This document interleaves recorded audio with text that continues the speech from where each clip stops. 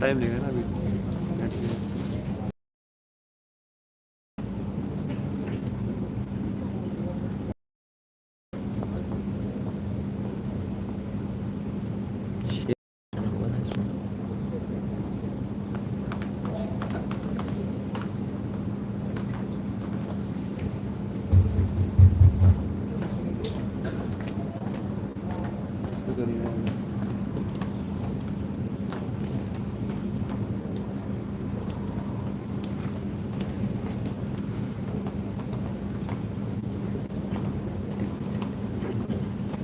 Quality तो ऐसे ही है, वीडियो गलत होगा।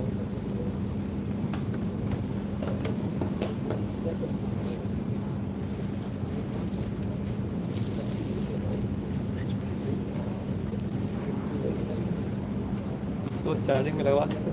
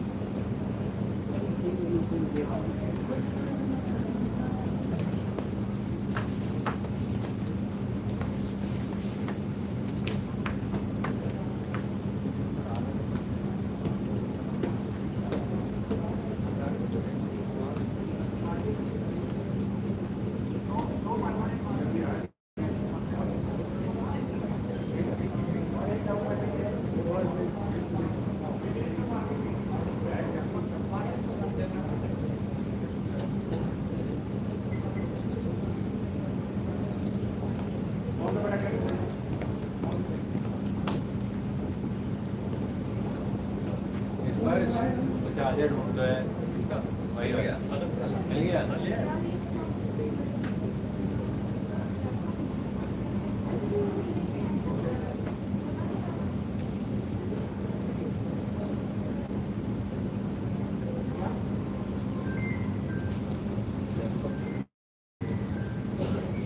लैपटॉप मुझे गया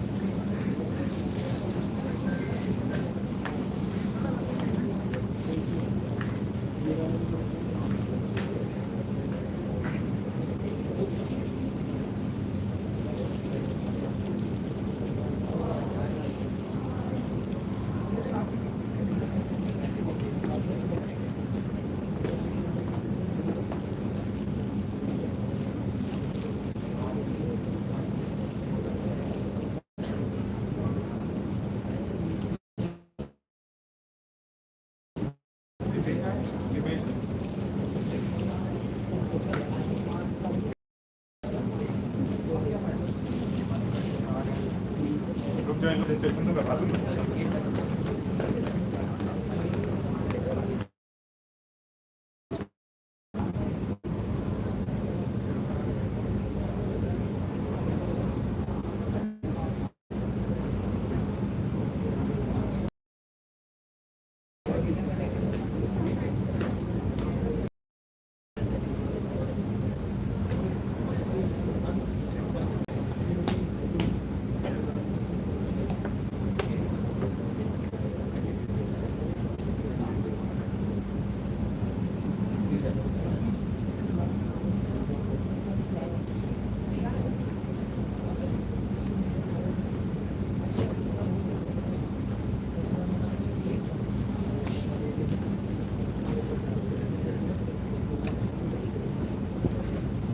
तो आने फिर आ भाई तब तक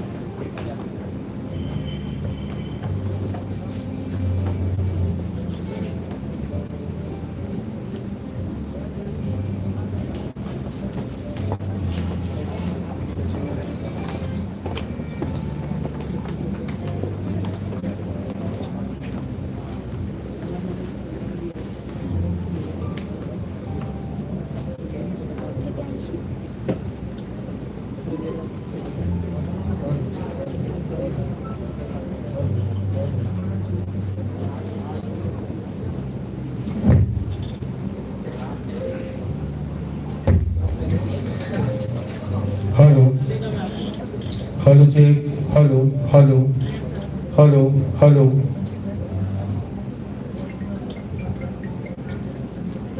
Hello, hello, hello, check, hello, hello, hello, hello, check, hello, hello, hello.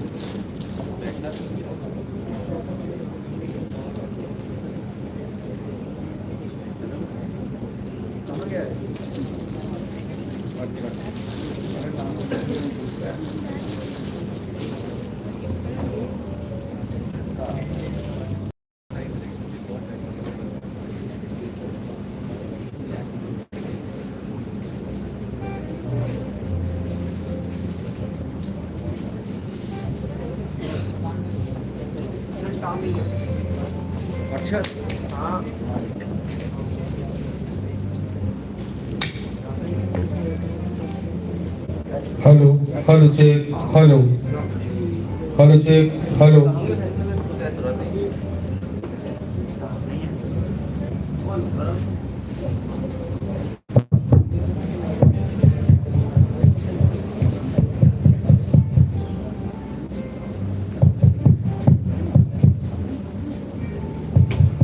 Hello, hello.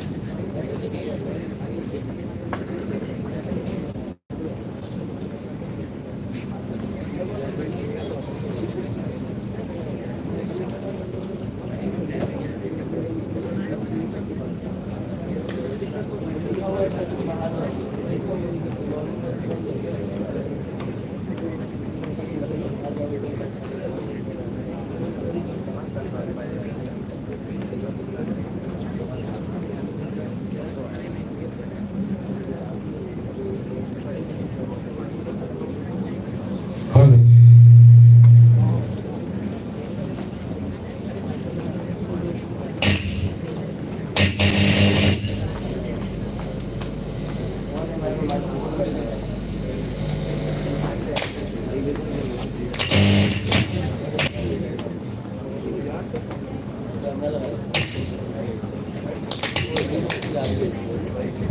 Hello hello hello hello hello hello check hello hello hello hello check hello hello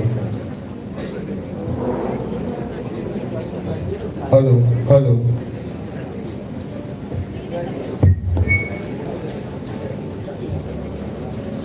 hello hello hello check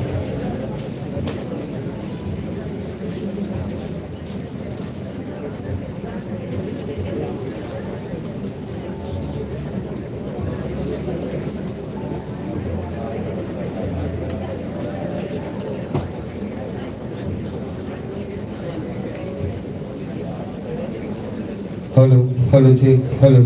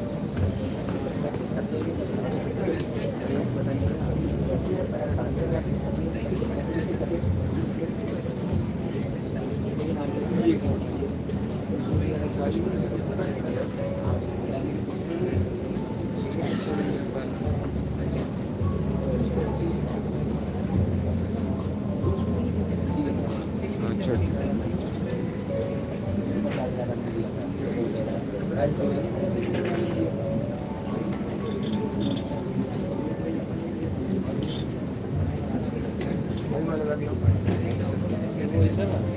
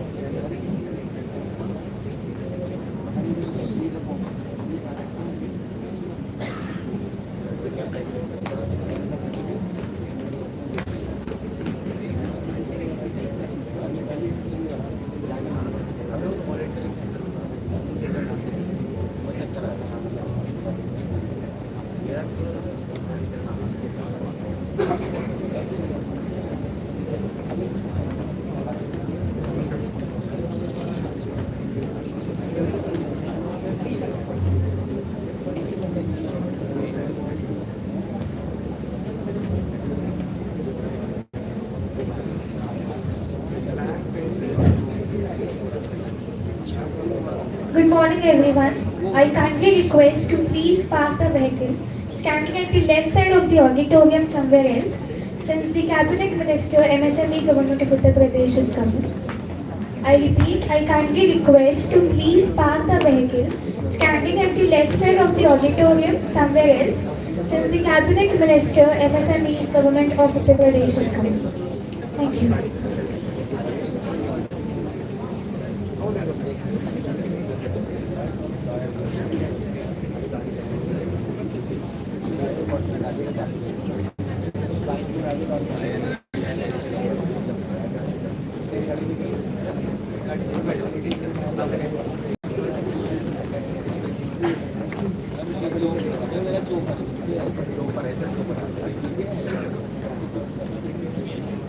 chopper में pollution नहीं होता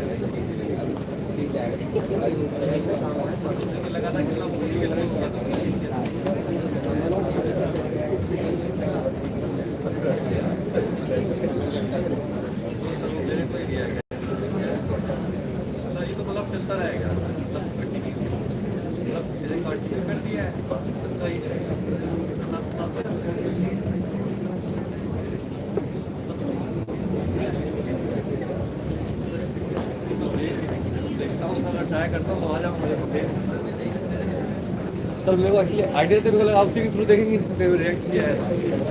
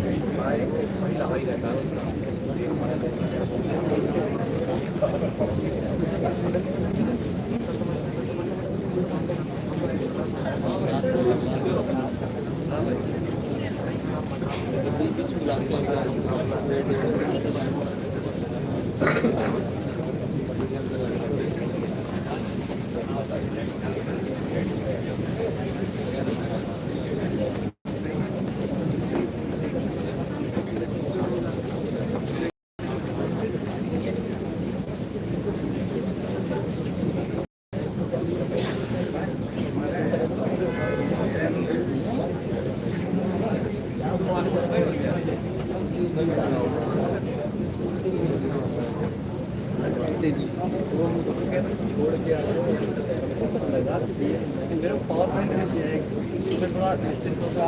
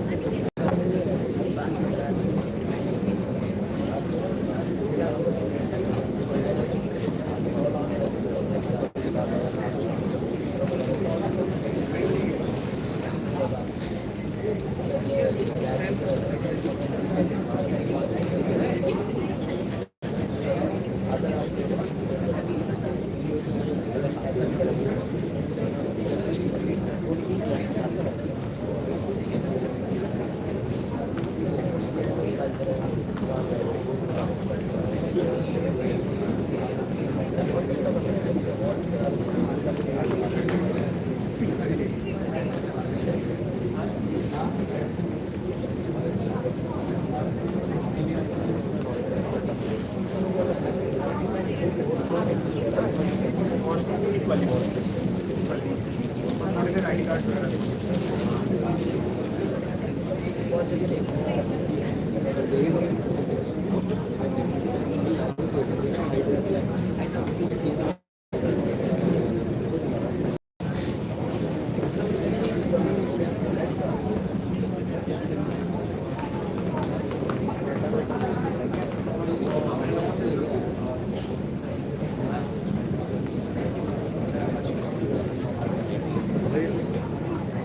Credit 0, 8 5, 1 2 3, 5 6. This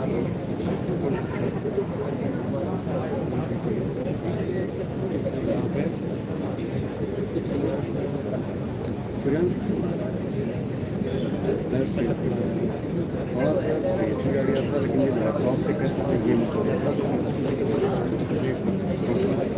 मतलब काम लगाती है क्या देखना है सब अभी का कॉन्टैक्ट बना देते और हो नहीं पाएगा उसके अनुसार सबसे कैश में ठीक है तो फॉर्मेट लगा के शायद बात छोटा मोटा तय करें तो नहीं रहता जाना ठीक है या तुम अपना अगर मैं जाना पड़ेगा ठीक है मेरा फायदा है मैं तो खरीद ले डेटा सब ये तुम्हारा हो मैं तो कह रहा हूँ सेव कर लेता हूँ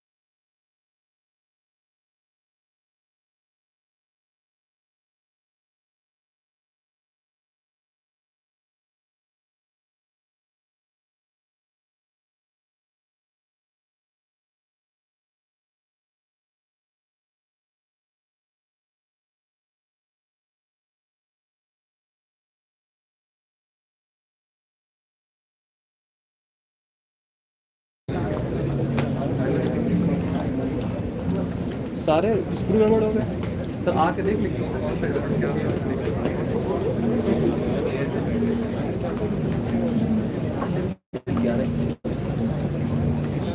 Warm and hearty good morning to one and all present over here. Innovation begins with curiosity. Progress begins with ideas.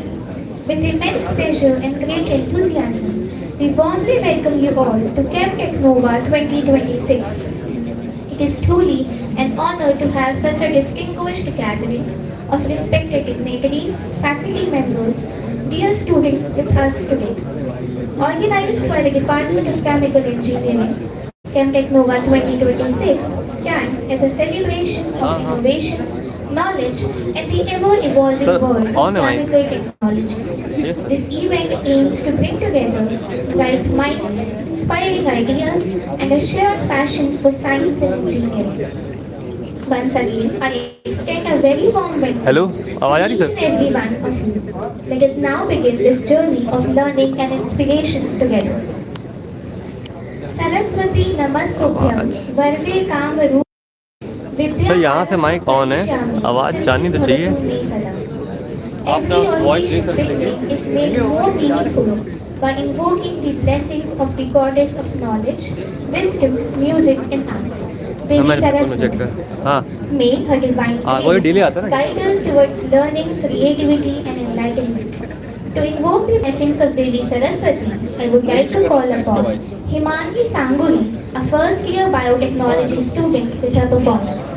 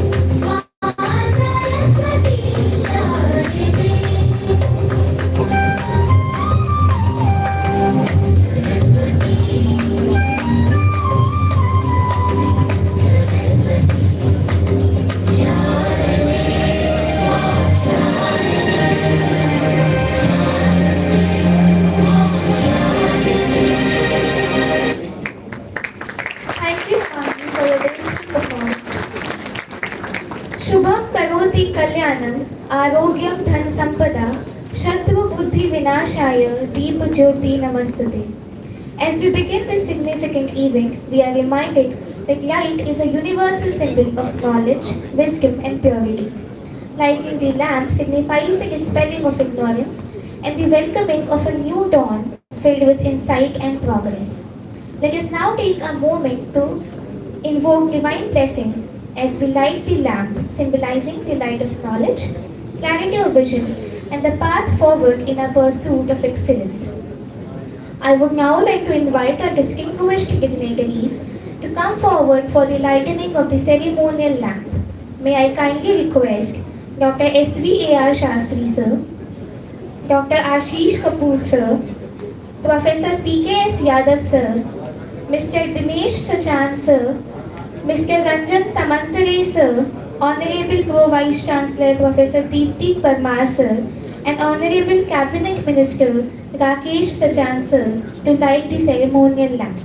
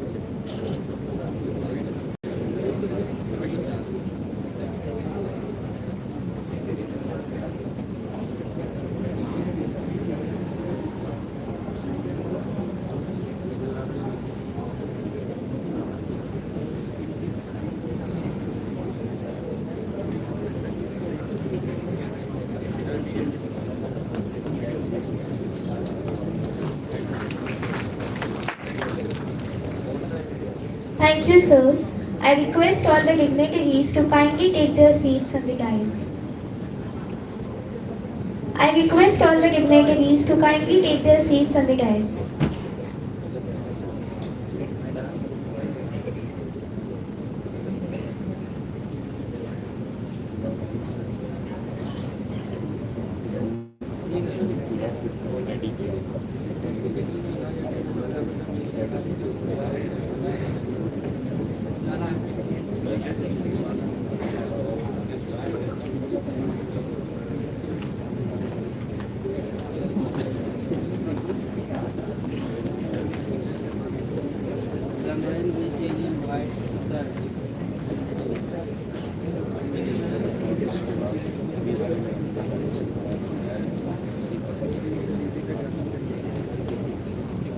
Thank you, sirs. As we continue this auspicious event, it is our privilege to extend a warm and heartfelt welcome to the distinguished personalities who have honored us with their presence today. In keeping with the tradition of hospitality and respect, we present samplings to our dignitaries as a token of our appreciation and gratitude. I kindly request to present samplings to the honorable guest.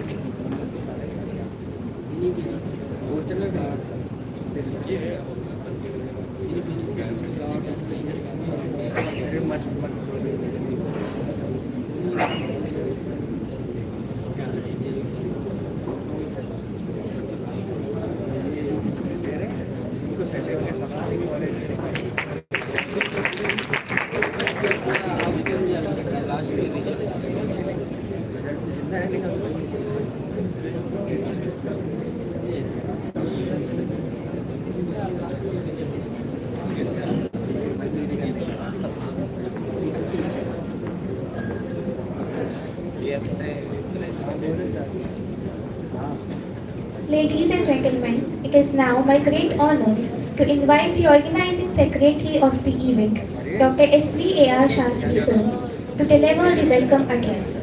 Sir has been instrumental in bringing this event together and is a respected figure in the field. His leadership and dedication have set the stage for what promises to be an insightful and inspiring gathering. Please join me in welcoming sir to the podium.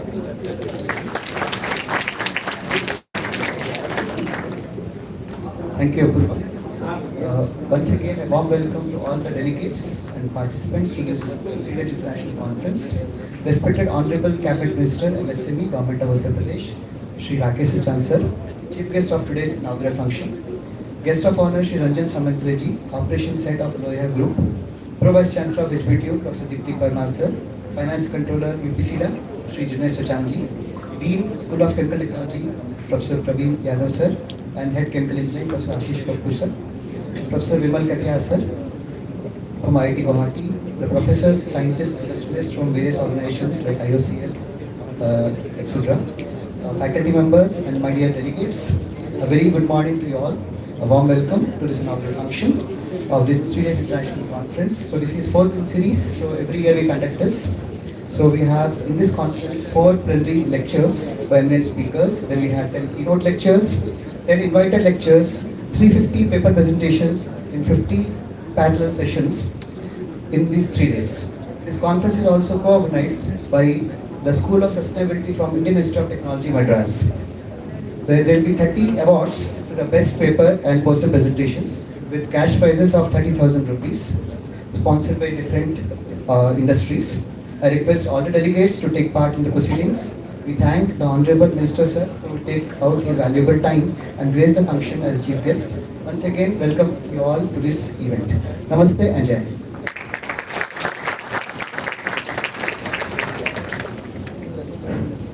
Thank you, sir, for your warm and insightful welcome address. It is now my great honor and privilege to invite the Honorable Pro Vice Chancellor of High Court Butler Technical University, Kanpur, Professor Dignitary Parmar Sir, to address the gathering.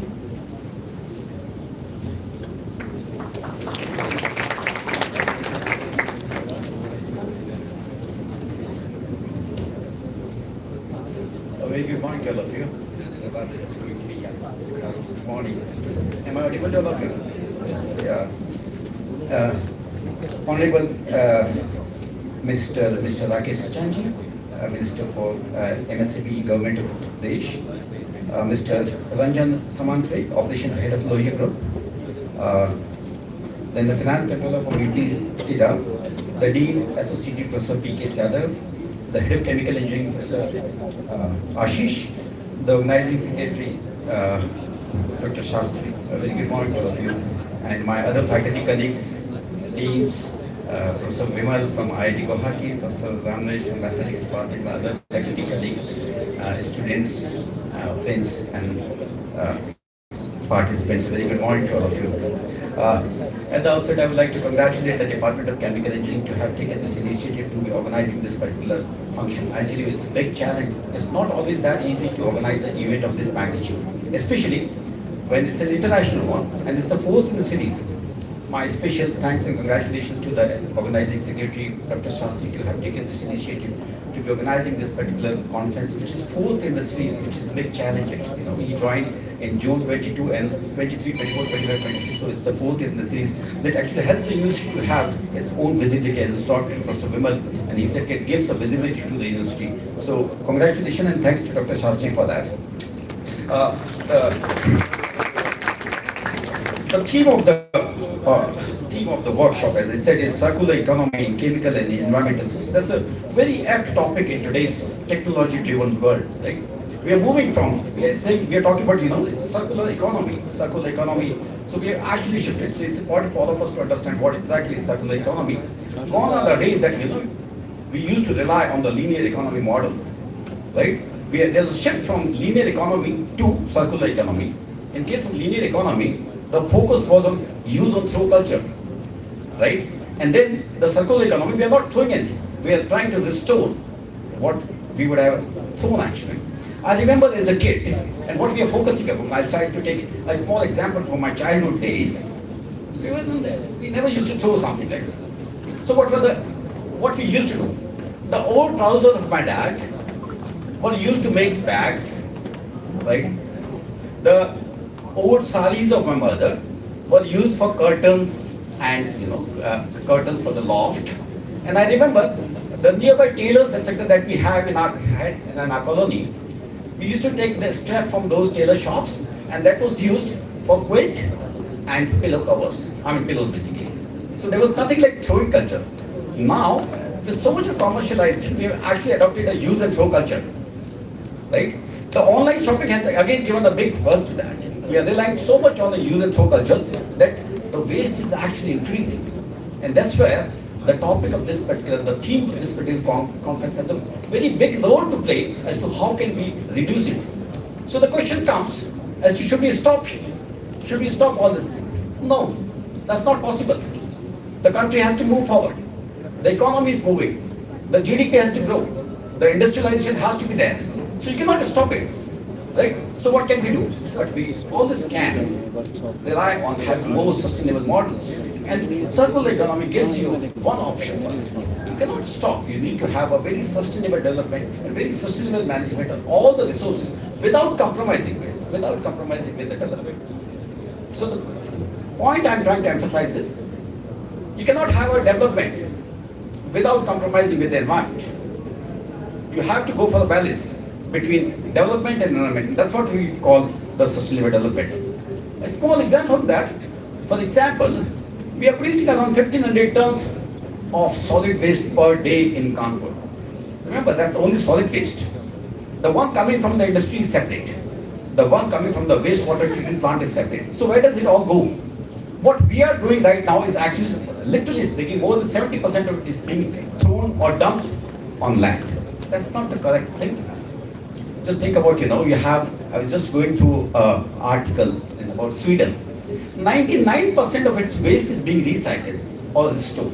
Just 1% of the waste in Sweden is actually being thrown in landfill sites. So here's an example.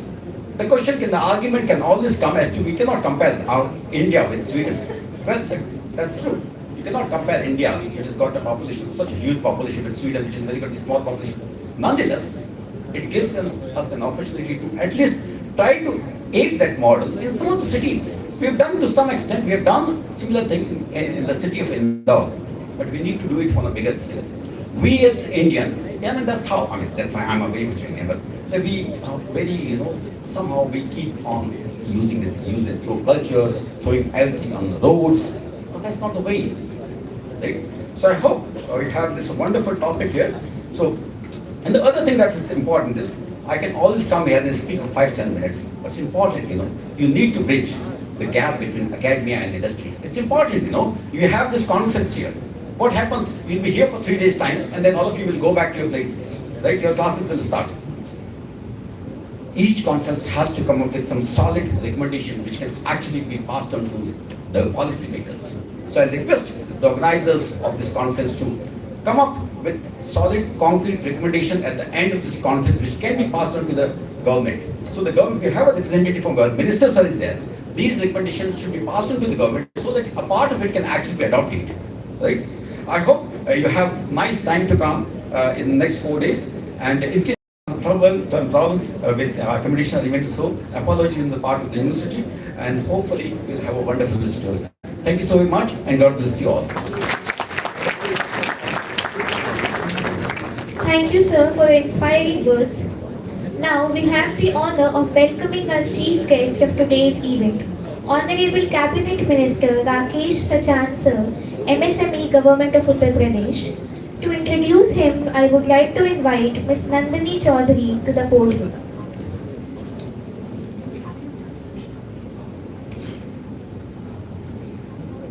Thank you, Apurva. आदरणीय मंचासीन, गणमान्य अतिथिगण, सम्मानित प्रोफेसरगण और मेरे प्रिय साथियों, आज हमारे लिए ये अत्यंत गौरव और हर्ष का विषय है कि हमारे बीच उत्तर प्रदेश सरकार के माननीय कैबिनेट मंत्री श्री राकेश सचान जी मुख्य अतिथि के रूप में उपस्थित हैं। माननीय श्री राकेश सचान जी वर्तमान में उत्तर प्रदेश सरकार में MSME, खादी एवं ग्रामोद्योग, रेशम तथा वस्त्र विभाग के कैबिनेट मंत्री के रूप में कार्यरत हैं। उन्होंने अपने राजनीतिक जीवन में विधायक और सांसद के रूप में जनता की सेवा करते हुए राज्य और देश के विकास में महत्वपूर्ण योगदान दिया है। उनका विशेष ध्यान छोटे एवं मध्यम उद्योगों, ग्रामीण रोजगार और पारंपरिक हस्तशिल्प को प्रोत्साहित करने पर रहा है, जिससे प्रदेश के आर्थिक और सामाजिक विकास को नई दिशा मिली है। आज हमारे बीच उनकी उपस्थिति हम सबके लिए प्रेरणादायक है। मैं पूरे हृदय से माननीय श्री राकेश आचार्य जी का इस सम्मेलन में हार्दिक स्वागत और अभिनंदन करती हूँ। अब मैं अत्यंत आदर के साथ हमारे माननीय मंत्री जी से अनुरोध करती हूँ कि वे मंच पर आएं और इस सभा को संबोधित करें।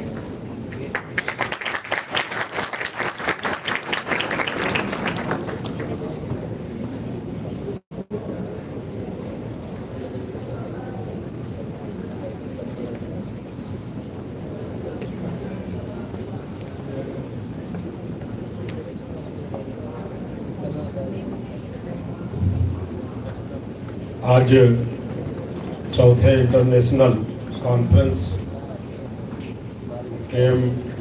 टेक्नोवा 2026 के इस अवसर पर मंचासीन हमारे कुलपति प्रोफेसर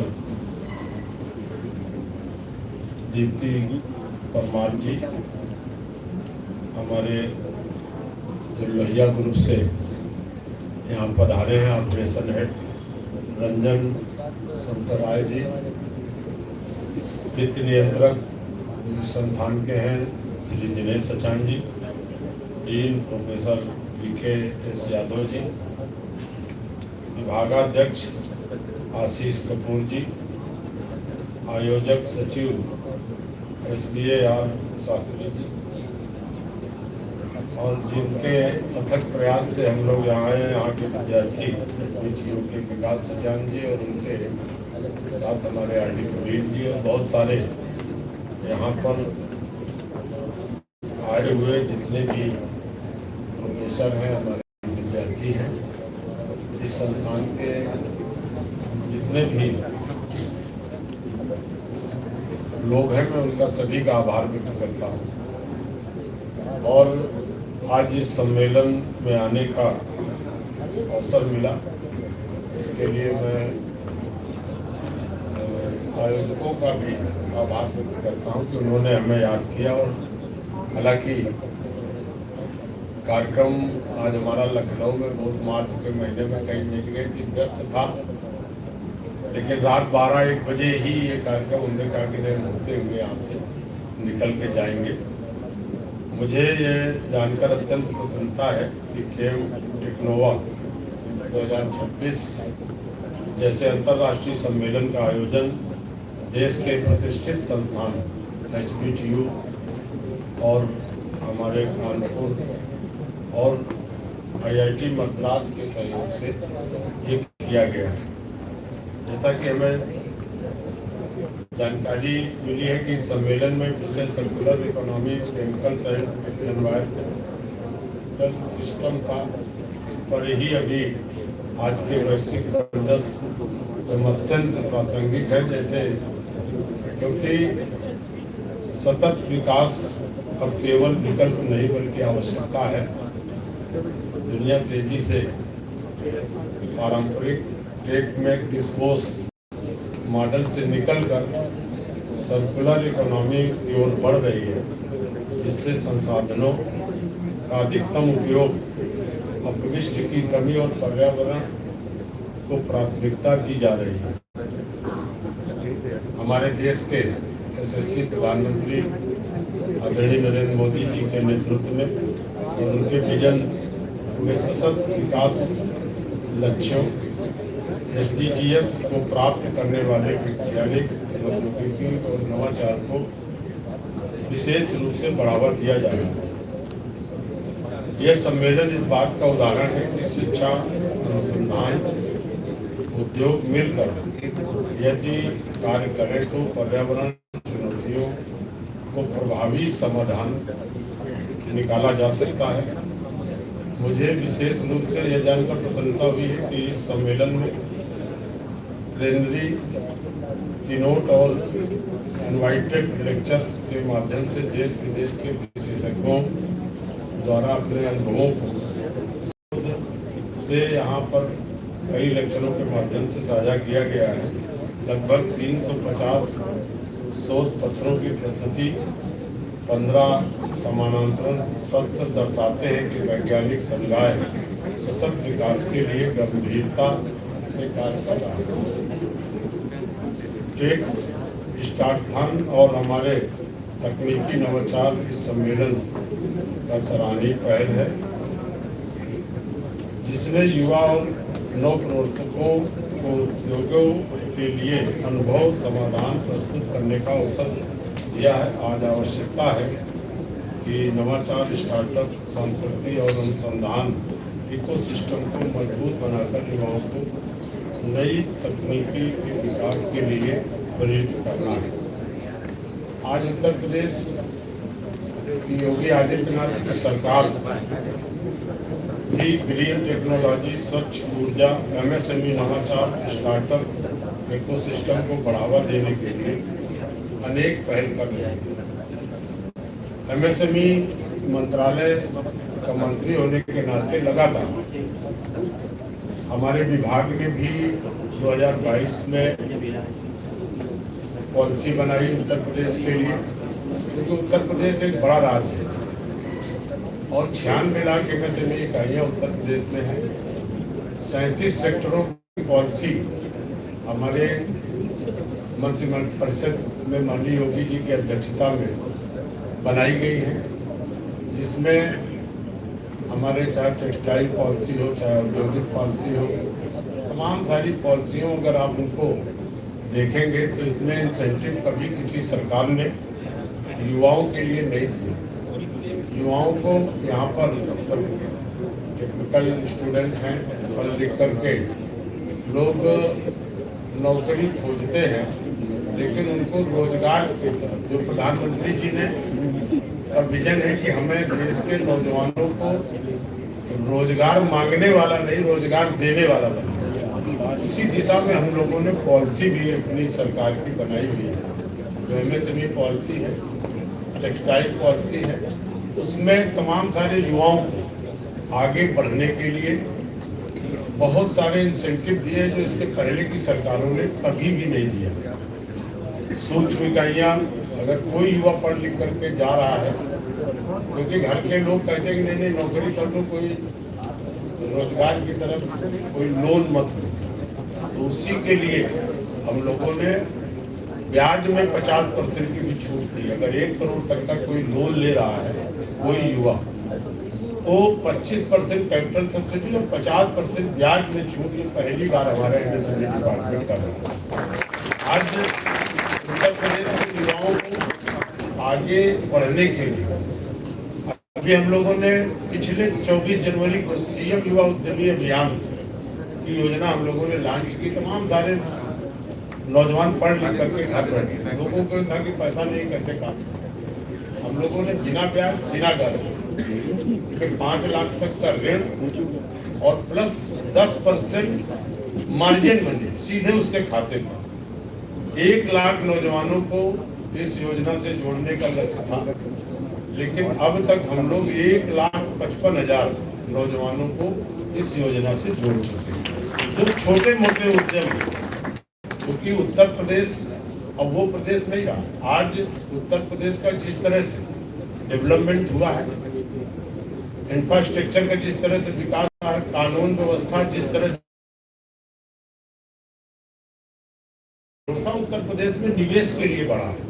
हम लोगों ने जब इन्वेस्टर मीट लखनऊ में किया था तो लगभग 40 लाख करोड़ से अधिक के प्रस्ताव हमारे पास आए थे, और लोकसभा चुनाव के पहले हम लोगों ने 15 लाख करोड़ के प्रस्ताव ग्राउंड ब्रेकिंग सेरेमनी माननीय प्रधानमंत्री जी के माध्यम से कराई थी, और 10 लाख करोड़ के प्रस्ताव हमारे अगले 1 आध महीने में ग्राउंड ब्रेकिंग होने वाले, जिन पर प्रोडक्शन शुरू हो गया, जिसमें लाखों नौजवानों को, उत्तर प्रदेश के लोगों को नौकरी भी प्राप्त हुई।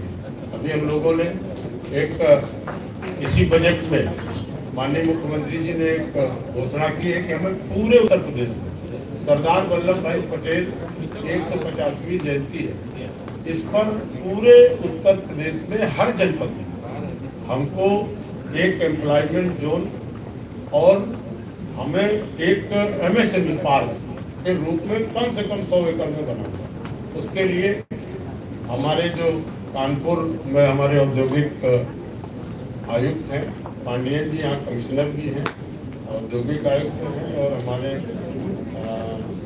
इस CSA कॉलेज में भी वो कुलपति का दायित्व भी संभाला। हम लोगों ने अपने कानपुर मंडल में चारों जनपद में, प्रदेश में करीब 15 जनपदों में इस पार्क की स्थापना के लिए हम लोगों ने काम शुरू किया है, आगे बढ़े हैं। इससे निश्चित तौर पर जो पढ़ लिख करके नौजवान जा रहे हैं, जो भ्रमित रहते हैं हमें कैसे रोजगार करना है, कैसे हमें आगे बढ़ना है, इन सब की एक छत के नीचे ही हम लोग उनको तमाम तरह से उनको समझा करके उनको रोजगार देने का प्रयास हम लोग करेंगे। तो इस तरह से आज उत्तर प्रदेश सरकार लगातार नौजवानों को आगे ले जाने के लिए, जैसे जिस तरह से आज रोड कनेक्टिविटी, एयर कनेक्टिविटी, आपकी रेल कनेक्टिविटी, कानून व्यवस्था, विद्युत आपूर्ति, इसीलिए तो उत्तर प्रदेश में उद्यमी आ रहे हैं। अभी हमारे योगी जी गए थे, तो सिंगापुर हो गया और जापान हो गया, 2 देशों से लगभग 2.5 लाख करोड़ के निवेश के प्रस्ताव उनको मिले और वो लौट करके आए, उनकी टीम आ गई उत्तर प्रदेश में, अपने आप टीम आ करके काम करने लगी कि हमें कहाँ निवेश करना है, किस तरह से निवेश करना है, ये काम उन्होंने शुरू किया है। तो निश्चित तौर पर सरकार लगातार नौजवानों के लिए प्रयास कर रही है। आज जलवायु परिवर्तन, संसाधनों की कमी और पर्यावरण जैसी चुनौतियां जो है हमारे, उसका समाधान वैश्विक सहयोग और वैज्ञानिक अनुसंधान से ही संभव है।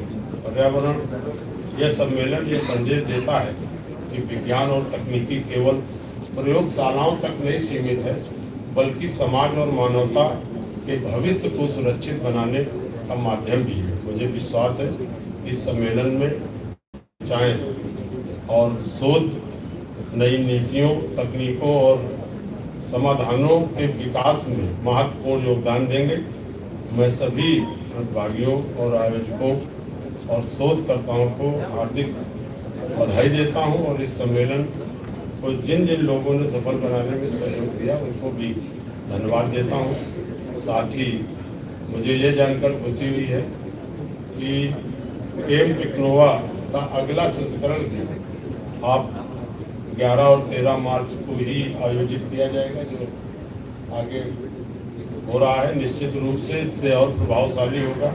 आइए हम सब लोग मिलकर विकास, नवाचार, पर्यावरण संरक्षण के लिए प्रतिबद्ध होकर कार्य करें और आने वाली पीढ़ियों को एक सुरक्षित, समृद्ध वातावरण दें और भविष्य दें। मैं इन्हीं शब्दों के साथ आज अपने जितने भी हमारे यहाँ पर छात्र हैं, जितने भी हमारे प्रोफेसर लोग हैं, डीन हैं, हमारे कुलपति जी हैं, मैं सबको बधाई देता हूँ। और अभी आपने जो पॉलिसी की बात की, तो निश्चित तौर पर सरकार की 37 सेक्टरों की पॉलिसी है और हम लोगों ने बहुत राय लेकर के नीचे से तमाम बुद्धिजीवियों की राय लेकर के, तमाम सारे जो हमारे औद्योगिक संगठन है उनकी राय लेकर के ही पॉलिसी बनाई और समय समय पे हम लोग परिवर्तन करते रहते। अभी पिछली कैबिनेट में ही हमने अपनी जो टेक्सटाइल पॉलिसी में जो हमारे पढ़ लिख करके नौजवान टेक्सटाइल इंजीनियर बन के जा रहे थे, उनको 75% सब्सिडी हम लोग दे रहे हैं। कोई अगर उद्यम लगाएंगे तो 75% उनको सब्सिडी देंगे। उम्र 35 से उसको हमने 40 किया अभी पिछले। तो आपके कोई सुझाव अगर और मिलेंगे जिससे हमारे युवाओं को लाभ हो, तो निश्चित तौर पर हम पॉलिसी पे संशोधन करके शामिल करने का प्रयास करेंगे। सरकार लगातार प्रयास करती है कि हमारे जितने भी युवा हैं, नौजवान हैं, वो आगे बढ़ें। उनके हिस्से में जो भी सरकार कर सकती है वो मदद करेगी। मैं इन्हीं शब्दों के साथ आप सभी का बहुत बहुत धन्यवाद। आभार।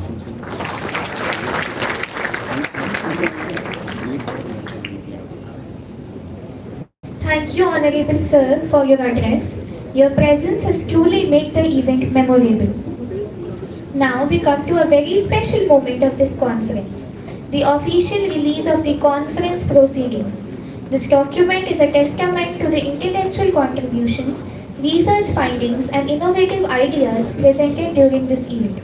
It serves as a valuable resource for scholars, professionals, and enthusiasts in the field. I kindly request the dignitaries to release the proceedings.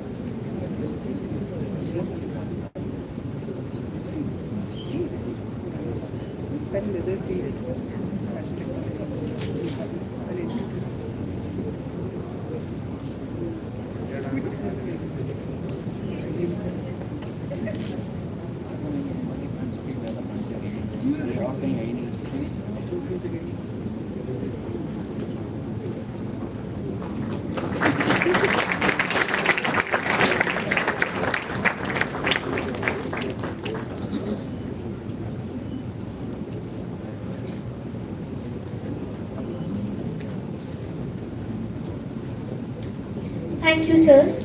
May I also request the esteemed dignitaries to kindly release the book titled Greening the Future Through Chemical Resilience and Sustainable Practices, edited by Dr. S.V.A.R. Shastri, sir, Dr. Shravan Kumar, sir, Dr. Zeenat Arif, madam, from HBTU Kanpur, and Dr. Amit Arora, sir, from NIT Hamirpur.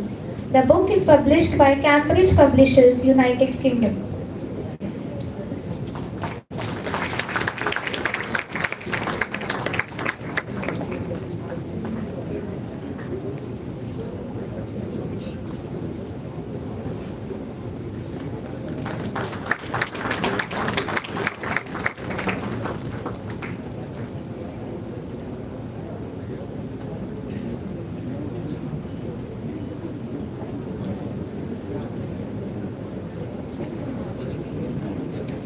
Thank you, sirs. Now, to express a heartfelt gratitude and respect to our esteemed chief guest, whose presence has truly elevated the grace of this occasion, I humbly request Professor Deepti Parmar, sir, Professor P.K.S. Yadav, sir, Dr. Kapoor, sir, and Dr. Shastri, sir, to felicitate Honorable Cabinet Minister Rakesh Sachan, sir.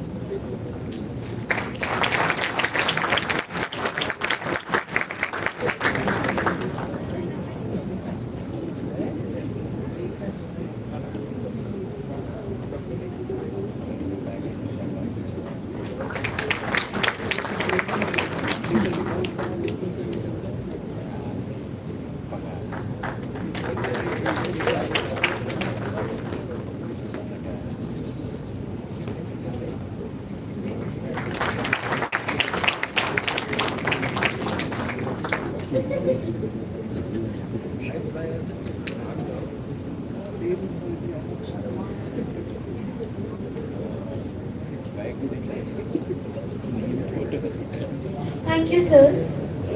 Now, I would like to invite Dr. Binita Singh, madam, to kindly present the vote of thanks.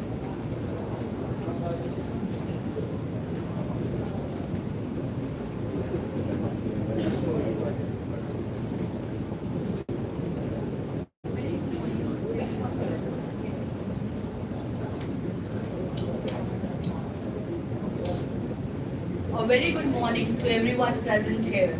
Respected Chief Guest, Shri Rakesh Sachan, Honorable Cabinet Minister, MSME Government of Uttar Pradesh, Honorable Pro Vice Chancellor, Professor Parmar, distinguished dignitaries on the dais, eminent speaker, respected faculty members, industry partners, delegates, research scholars, students and all participants. On behalf of the organizing committee, it is my great honor to propose the vote of thanks for the inaugural session. of this 4th International Conference, Chem-Technova 2026.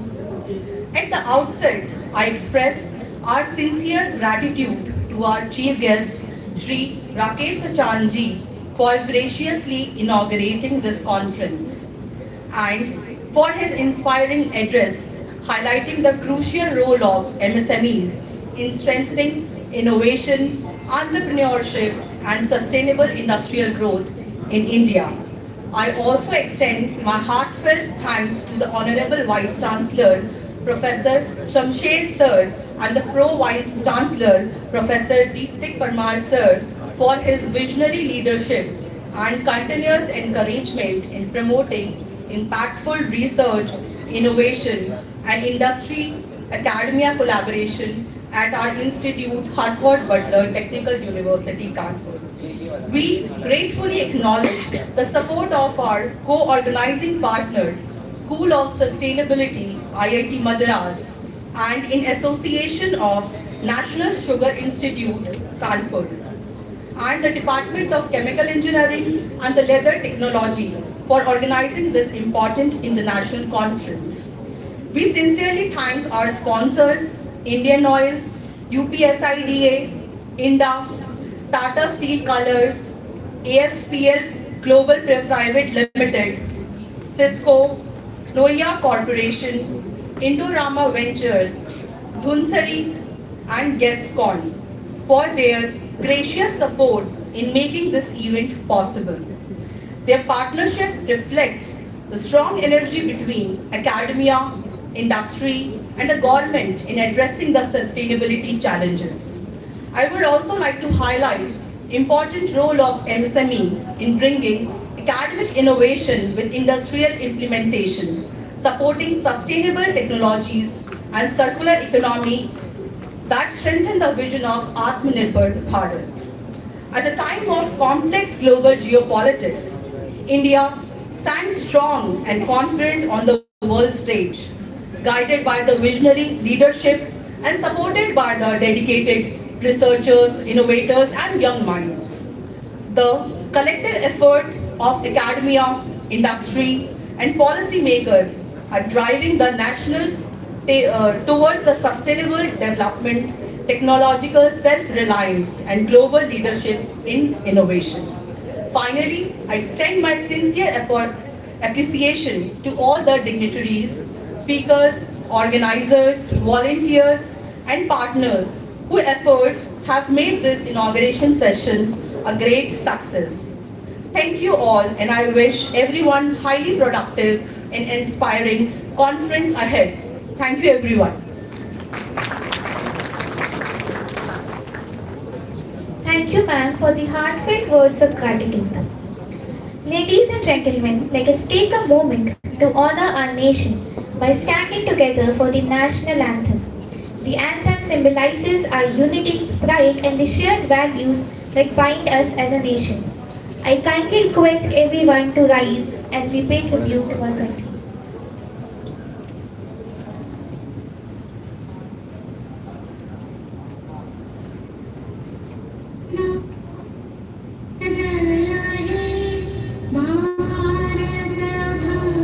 Dravid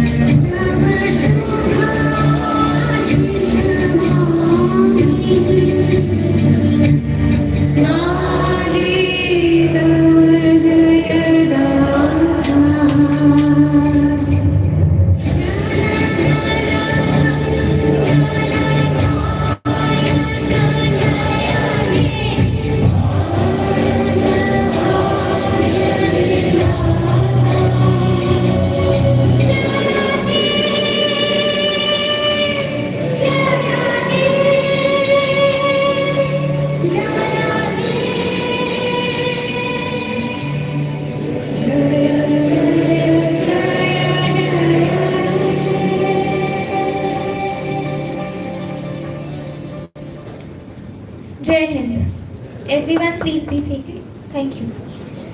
We have now come to the group photo session, a wonderful way to capture the memory of today's event.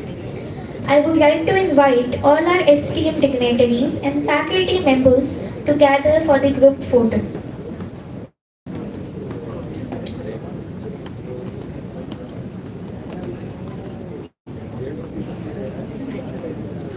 Sir, Professor Vimal Katia, sir, please come over the dais. All the faculty members, please come over the dais for the group photo with the Honorable Minister, sir. Sir will be leaving soon.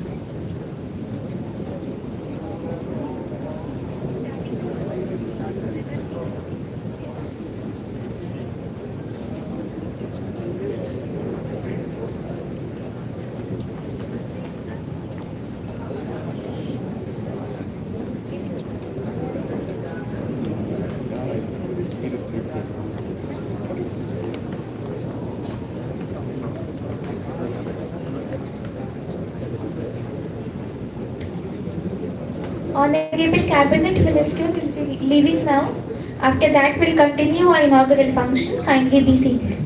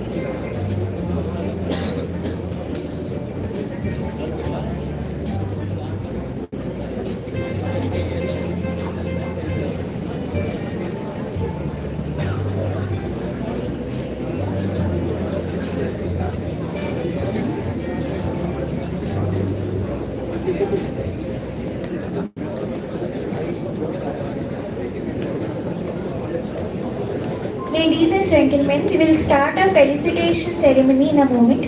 Please be seated.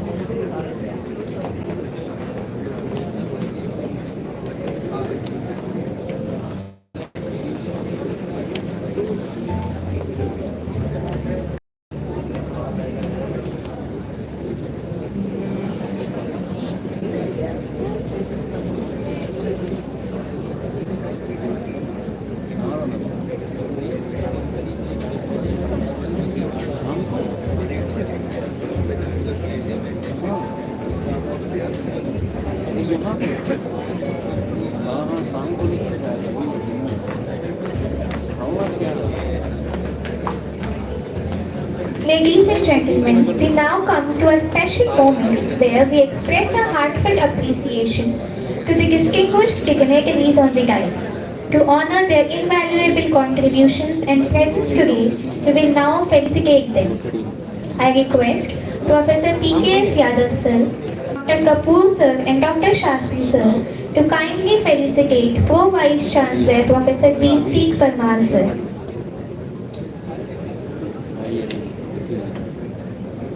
ठीक है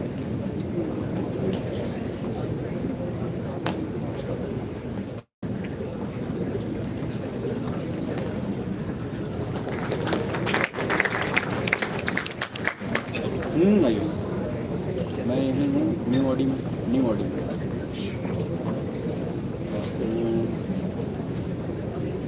क्यों सुई सकता है उसको उसी की वरना कहते यार क्या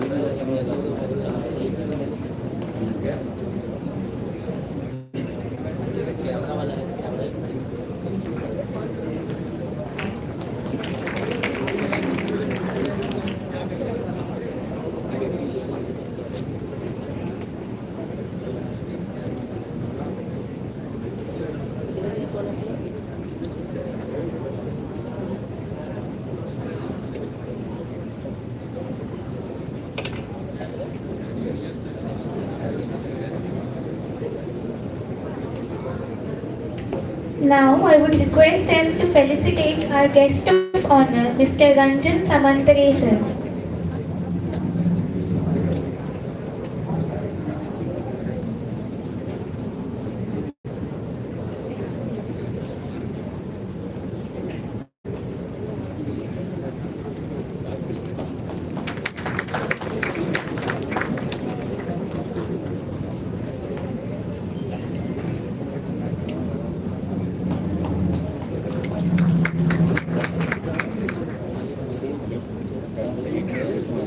पीछे अगर बैठा हुआ लाइव स्ट्रीम से ना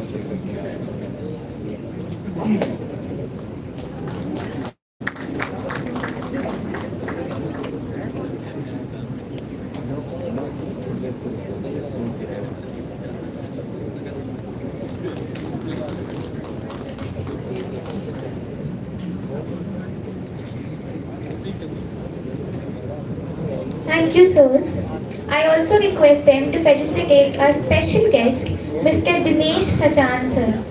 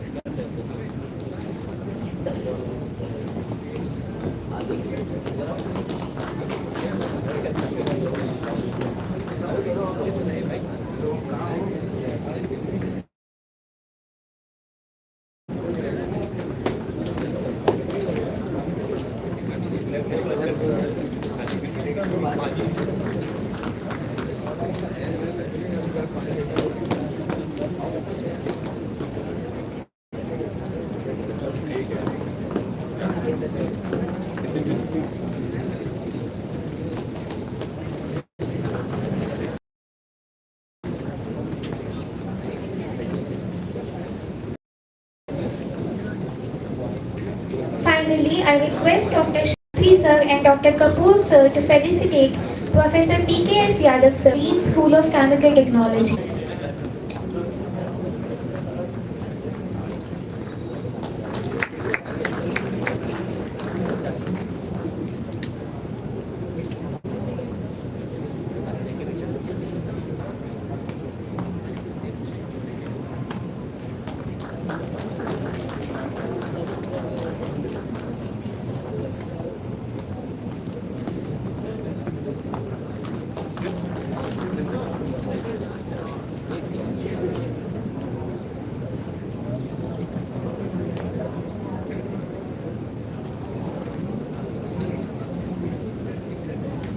Thank you, sirs.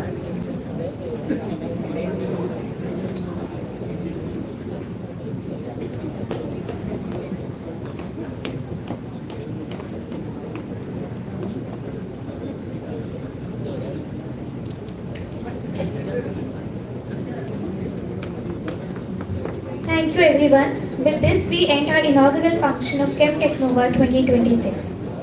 Now we are going to commence our invited speaker sessions. It is now my pleasure to invite our first respected speaker, Professor Vimal Katiyar sir, Dean Research and Development, IIT Guwahati, and Director Northeastern Science and Technology Cluster. He will be speaking on the topic Sustainable Polymer for Commodity Engineering and Medical Applications. And to introduce him, I would like to invite Ms. Aditi Rathore to the podium.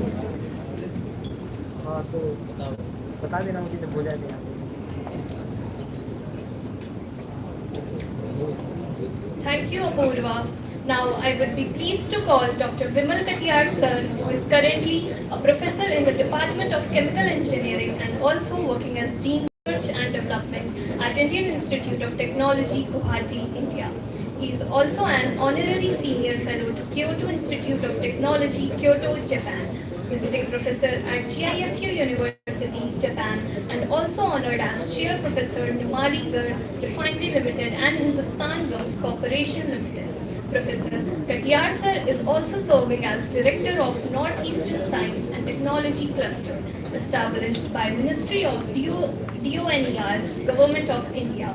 He received PhD in Chemical Engineering from Indian Institute of Technology, Bombay, India. His main area of research includes sustainable polymer development, its processing, and their structure property relationship, biological aspects, migration studies, toxicological effects, polymer degradation, polymer-based nanomaterials, food packaging, clean and green energy technologies.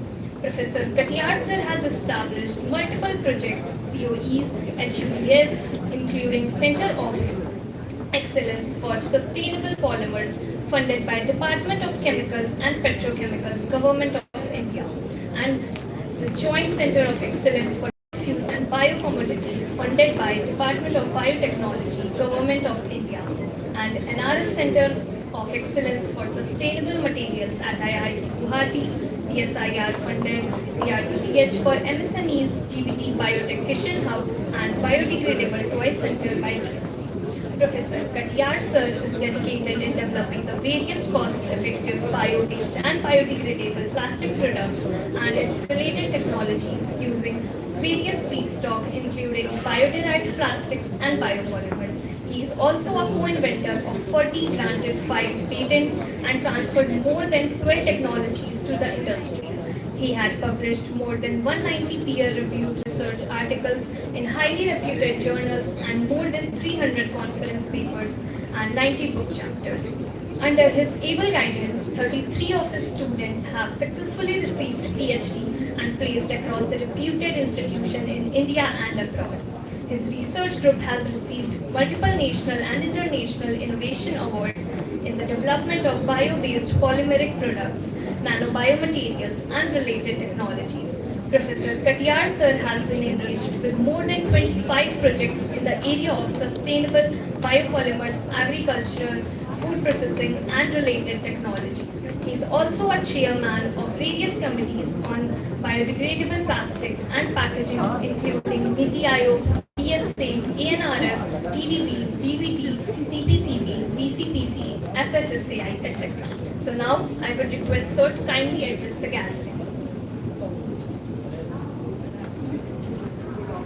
One and all, you can understand that we are behind schedule maybe for 15 minutes. So I'll cut down my presentation for 15 minutes so that you will not struggle for your food. Okay, so with this, I think they are going to fix the presentation. So what exactly I'm going to talk today? I'm going to talk about the sustainability in terms of the sustainability in the material, and mostly we talk about the plastics. Now we understood it is very difficult to live without a plastic.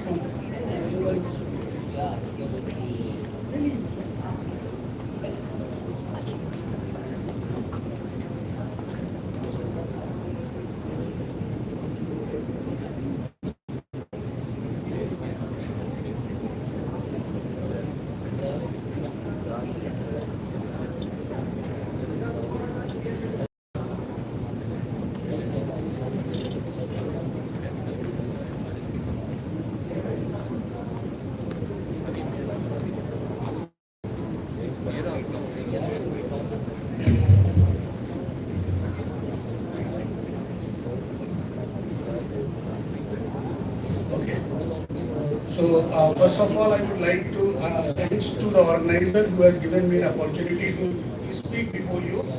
I'm very happy because I'm not in the new place.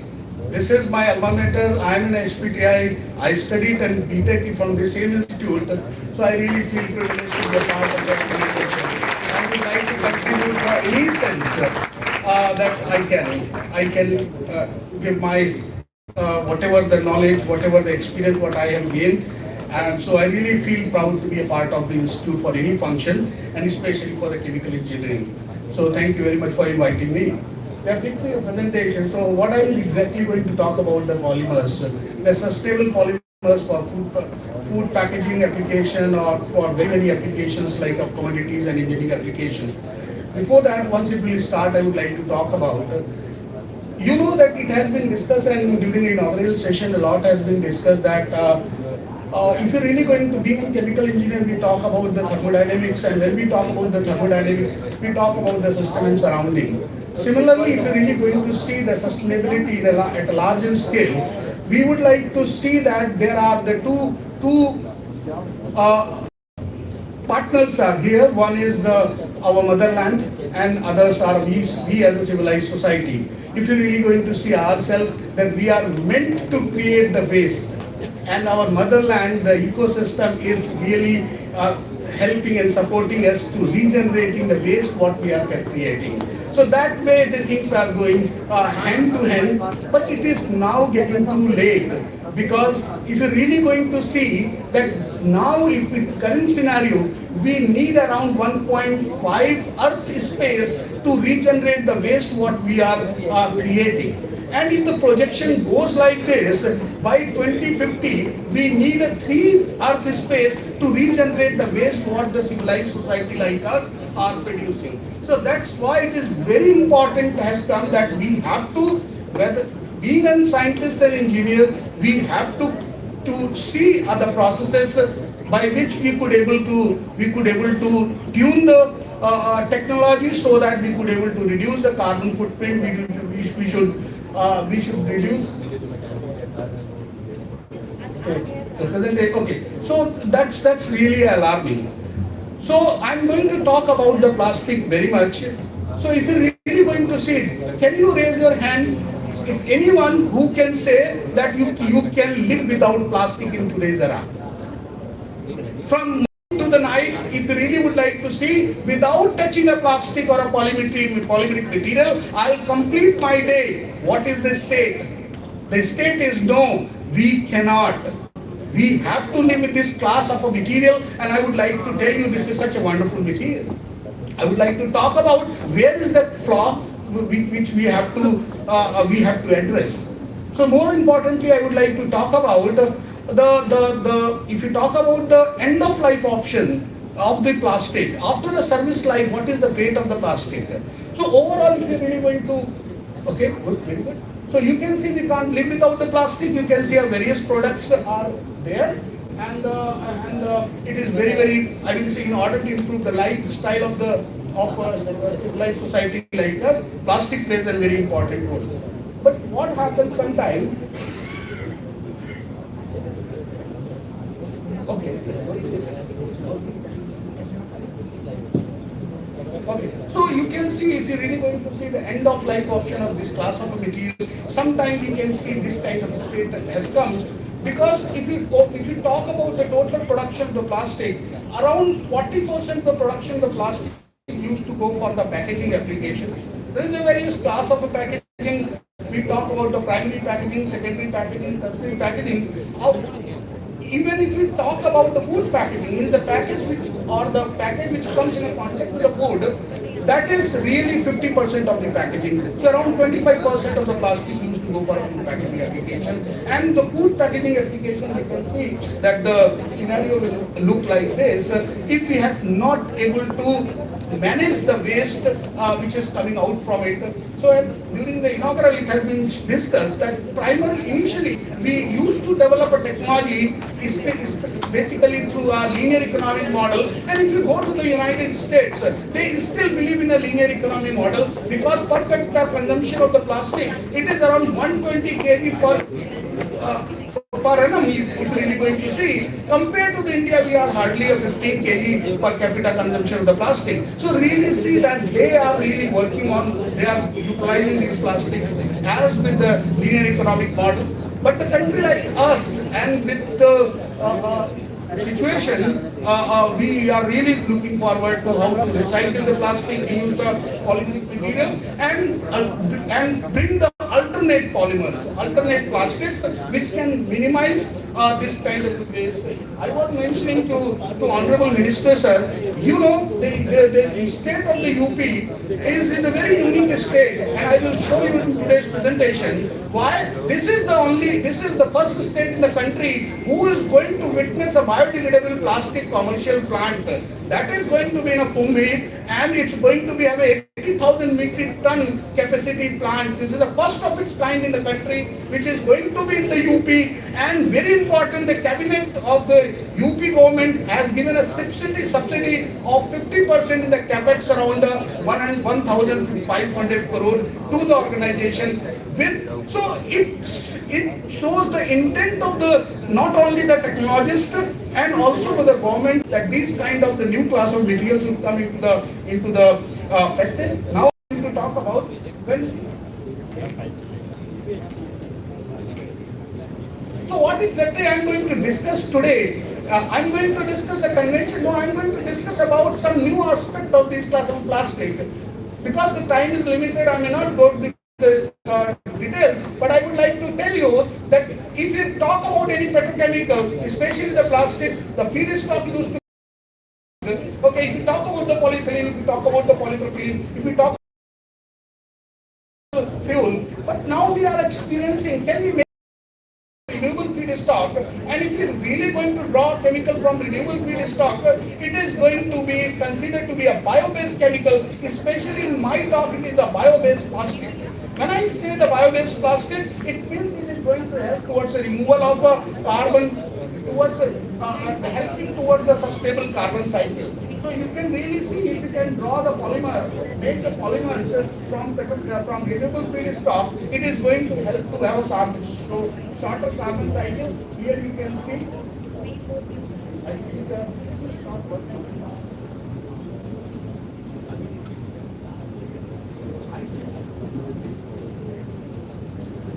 So here you can, I hope you can hear, I'm a teacher, so I really don't need the mic. So if you're really going to see it in this particular slide, you can see the red carbon and the green carbon. When I say the green carbon, it means the carbon has come from the renewable feedstock. And what is the advantage? You can see the carbon cycle. It is the shorter carbon cycle with the 1 year, 5 years, 10 years, 20 years. Depending on what feedstock we generate, what feedstock we use to see compared to the fossil-based cycle with the millions year of life cycle. That's why most of the chemical industries have been transformed instead of a petrochemical to going to the renewable feedstock. And in the today's context where we are struggling for a fossil feedstock, even though running our oil, our gases and everything, so there is I think it makes sense that we could able to go for a renewable feedstock.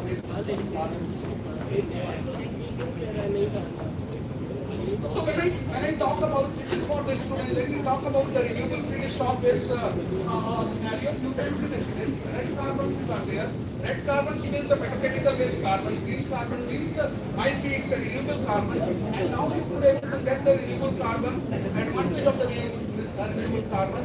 I will show you.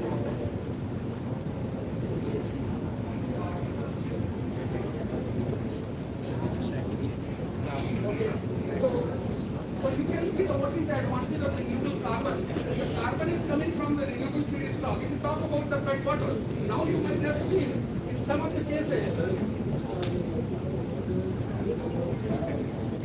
So this is the PET bottle where ethylene glycol and terephthalic acid used to come from the fossil-based feedstock. But you can see we have one company called Indian glycol. Now the Indian glycol, the Mexico and Coca-Cola, they used now going to purchasing the ethylene glycol from them and trying to showcase that they are going to produce the green PET. So when they say that they are producing a green PET, basically they wanted to say that the part of the carbon is coming from the renewable feedstock. That's why they are green. So that we talk about the bio-based chemicals or bio-based plastic. So you can say if any chemical or petrochemical or this kind of a plastic, if the 30% carbon used to come from a renewable feedstock, we say it's a bio-based chemicals or bio-based plastics.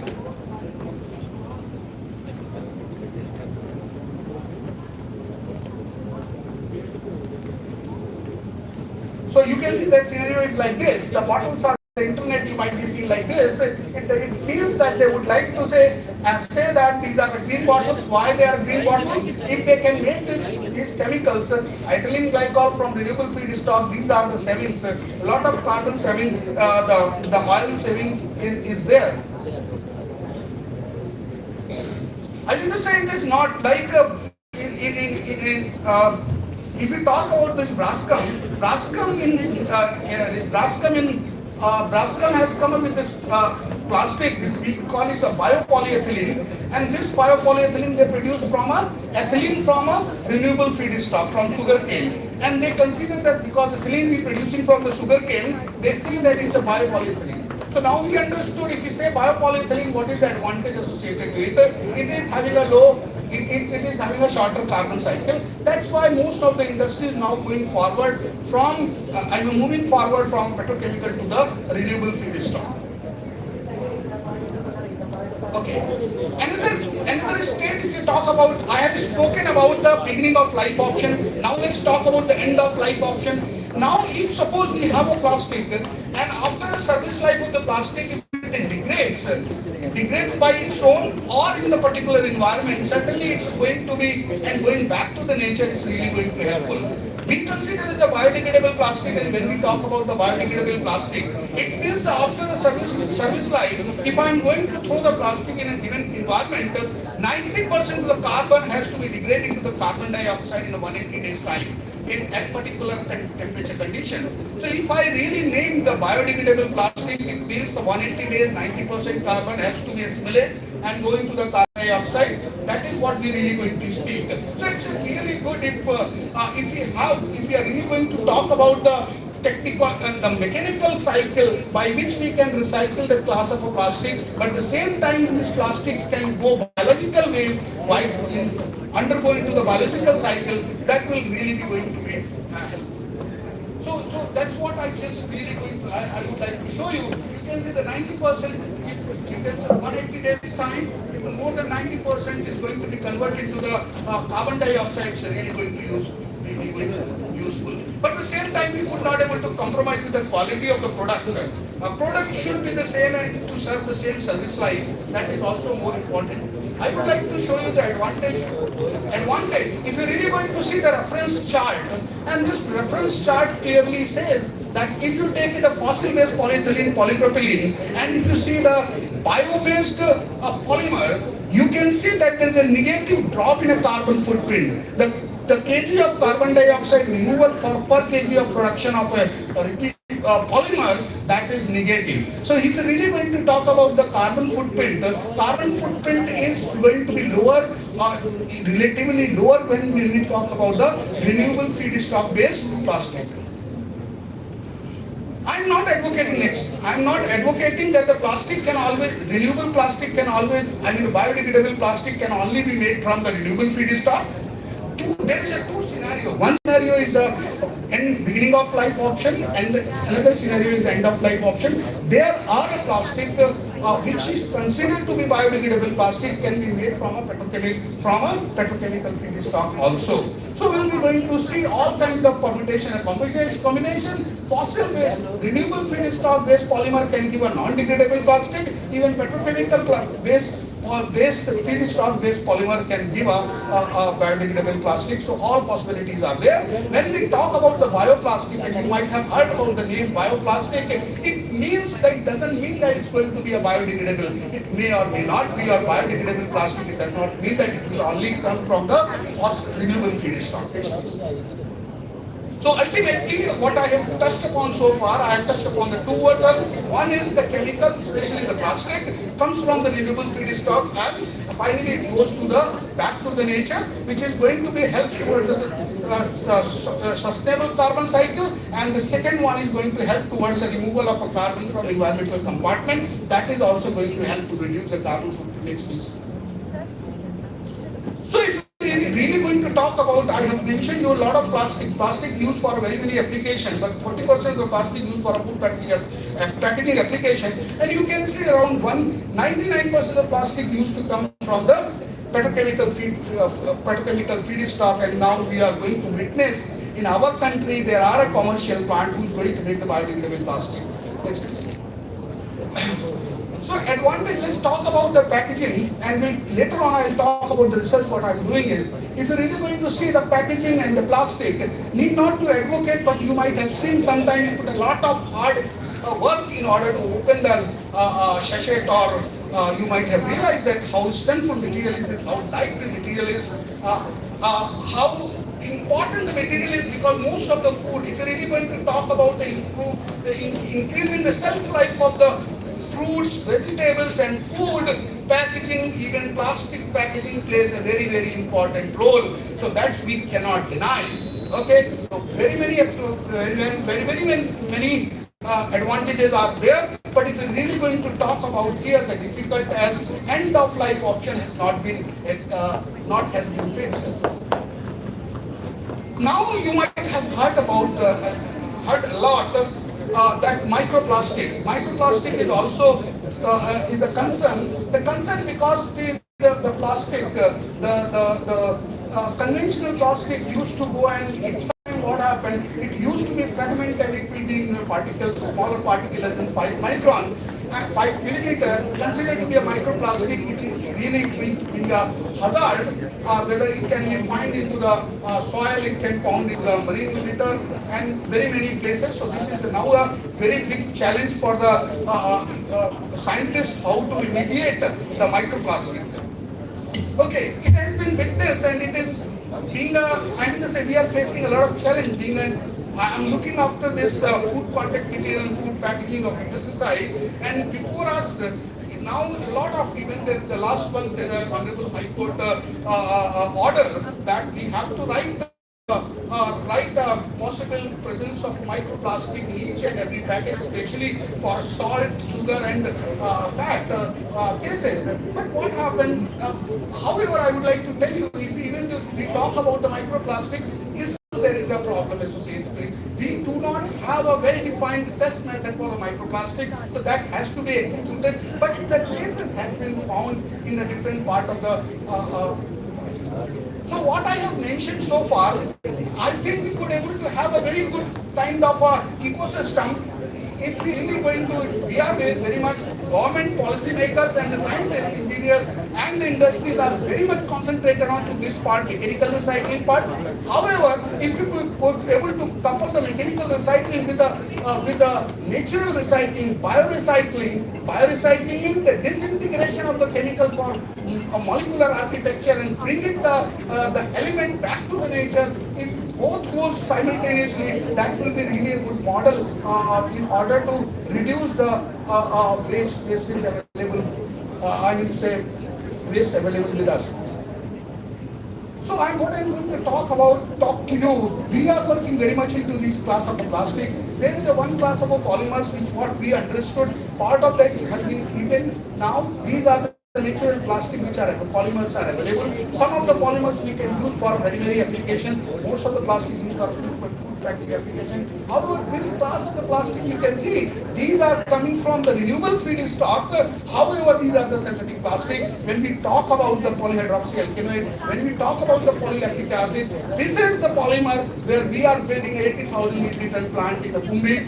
Okay, so that will be going to be commissioned from November 2026. So you will be going to witness this class of material. I will going to speak more. And we are also researching on different class of a material, whether it is PSA, polybutylene succinate, PBAT, when we talk about the polycaprolactone, all these what we are studying in our places, and the country is also working, trying to come with. You are very much, you understood that if we talk about the carry bag, we need LDP. If you really would like to make a mug, we need HDP. If you really would like to make the tray, we need a polypropylene. If you really need to make the bottles, we need a polystyrene. So the PET. So not a single plastic going to help to replace all the kind of a product. So we need to engineer a class of a plastic as an alternate plastic, especially to serve the purpose as far as the application are concerned. I'm sorry. So what is the status in the country for this class of plastic? And really, I'm going to just mention some of the plastic because these are very close to me. And these plastic, if I'm going to place before you and give it to you, you could not able to identify whether it is a green plastic, it is a petrochemical based plastic, or it is going to be, it is a non-degradable plastic. I'm going to say it can serve a similar purpose. However, still if you're really going to talk about, so far we do not have any production facility in India for making some class of the plastic. That is very annoying. I mentioned you one which is coming forward.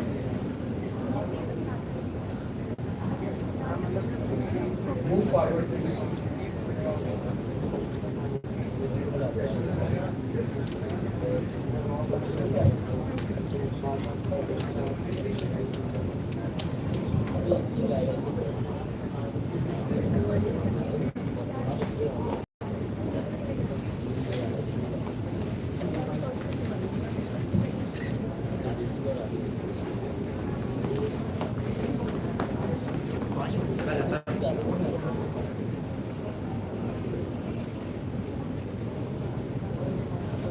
they are trying, they are doing best for me.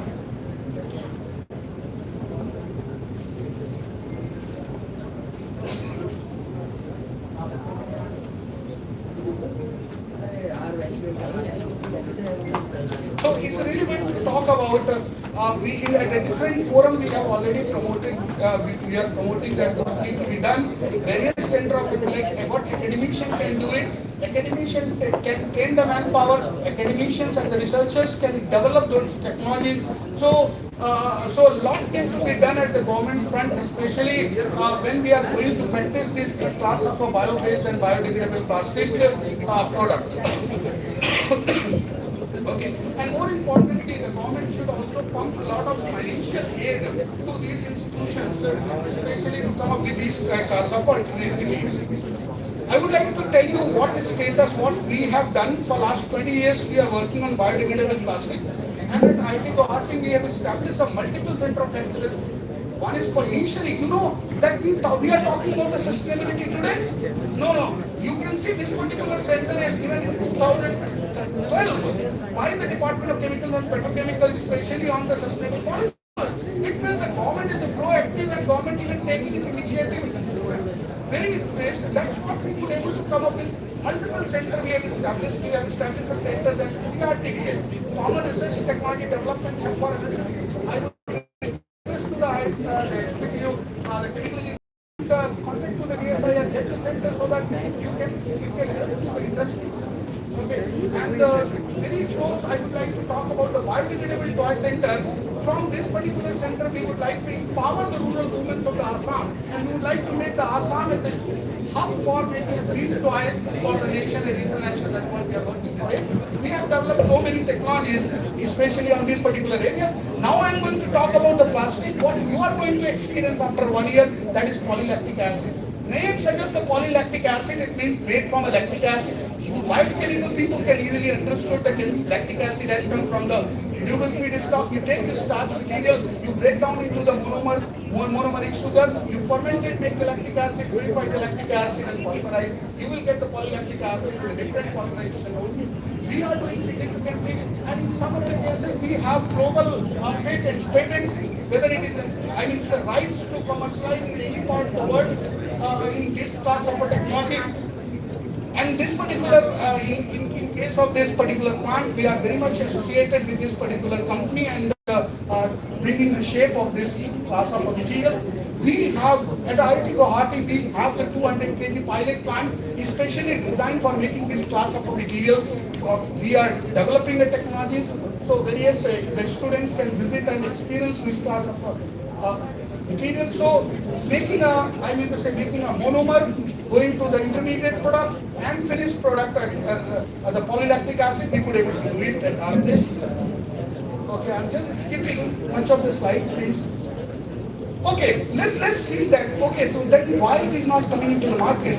If you really want to talk about the PET bottle, if you would like to replace the PET bottle with this class of a material, we have to oxygen transmission rate by 10-fold and water vapor transmission rate by 2 to 3-fold in order to use a biodegradable plastic in place of a PET bottle. That is really a challenge because inherently the polymer is having a limitation because of its architecture. We have developed a various technology dispersing a nanoclays in order to reduce the diffusivity coefficient so that the permeability it will improve or the permeability will go down. But later, after doing all these studies, we could able to figure it out. First,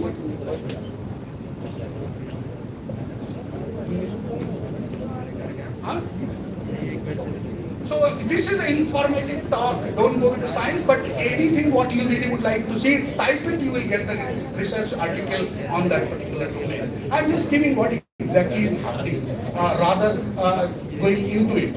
So you can see we have developed a formulation, bio-based formulation. Those who are working the chitosan, we have modified the chitosan, made the chitosan hydrophobic and dispersed into the polymer.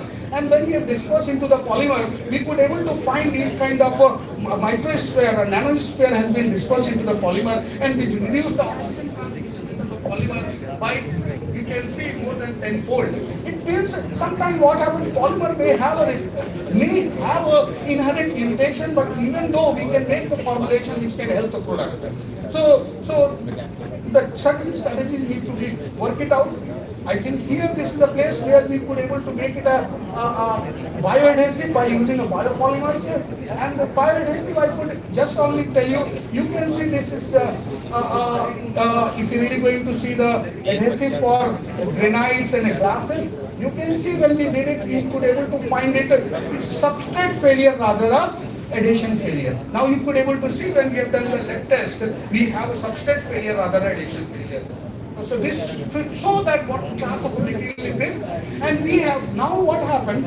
We are working on development of the polymer as well for a packaging application. So I would like to show you that we have a semi-industrial plant in IIT Guwahati in order to develop this class of packaging material. And I would like to show you for last year we could able to supply more than 100,000 bags per day to the Indian Railway, North Frontier Railway, to switch from the paper linen bag to the compostable bag. And everything all has been done at IIT Guwahati, and we have a kind of a blown film. We made our formulation. We used to have a blown. We could able to print it.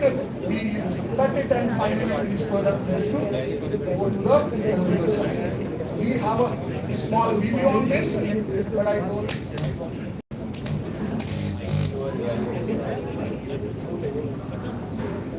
Voice sound is not there. Anyway, so this video says that IIT Guwahati for adopting biodegradable compostable materials to replace the use of traditional plastic. Developed by IIT Guwahati in its in-house research and development facility, this ISO 17088 compliant bioplastic breaks down and degrades in compost within a short time. As a pilot project, this material is being used to develop new green bedroll bags, replacing the traditional bags used on board trains for distributing linen. First of all, I would like to thank Science Railway for their initiative to replace conventional packaging material to the compostable one, especially for replacing a bedroll material with a compostable polymer. And we, as a sustainable polymer laboratory at IIT Guwahati, would like to be a partner with the NFR Railway, especially on replacing the conventional non-degradable material to the compostable one. On 15th August 2025, on the occasion of India's 79th Independence Day, these new bedroll bags are being distributed on all the major trains starting from the zone. A total of approximately 40,000 bedroll bags across 25 trains from terminals in Assam, West Bengal, Bihar, Tripura, and Arunachal Pradesh. But I mean to say now it is required that the institutional like us should not only be limited to come up with a prototype or the translational research to showcase, but also to contribute as a small identity or enterprise. And we can go to the at this level. And in fact, we are promoting our students to go for the startup, use the facility what we have made it without any money, and they are doing it. They are starting a business with using the facilities, that is the mandate of the CRTDH, and then once they are growing, and I would like to show you very many applications. Here also, we are going for a compostable mushroom bag, and I would like to tell you, the majority of the mushroom has reached in 17 days compared to the polypropylene bag in the 24 days, and after the service life it is going to be a compostable. So you need not to take it out the way you are using a polypropylene bag. So that's what we are doing it. We are also working on certain slides I will skip. We could able to modify the biodegradable plastic by using a biopolymer with a different length scale. Similarly, the cellulose nanocrystals or nanocellulose, if you're really going to disperse, which can made from the various feedstock, but the aspect ratio of these nanocellulose are very much dependent on what feedstock you are using and what process you are going to adopt. And what happened? Some people are asking, so this is going to be a linear economic model, where means you are going to use the biodegradable resin, make the biodegradable product, and after that you are throwing back to the nature. No, it is not the concept. The concept is that you take the biodegradable polymer, use for one application, then again reprocess it, keep on processing until or unless it will not give a maximum output, and thereafter it is going back to the nature. We have developed a technology where we can recycle the biodegradable plastic multiple times in order to reduce the cost of production and having a better efficacy of these class of material. Sorry, I'm skipping. Sometimes what happened, these class of material can also not only limited to the commodity application at the room temperature, but also if you would like to have the hot beverages, we can make the food contact material by using this class of material.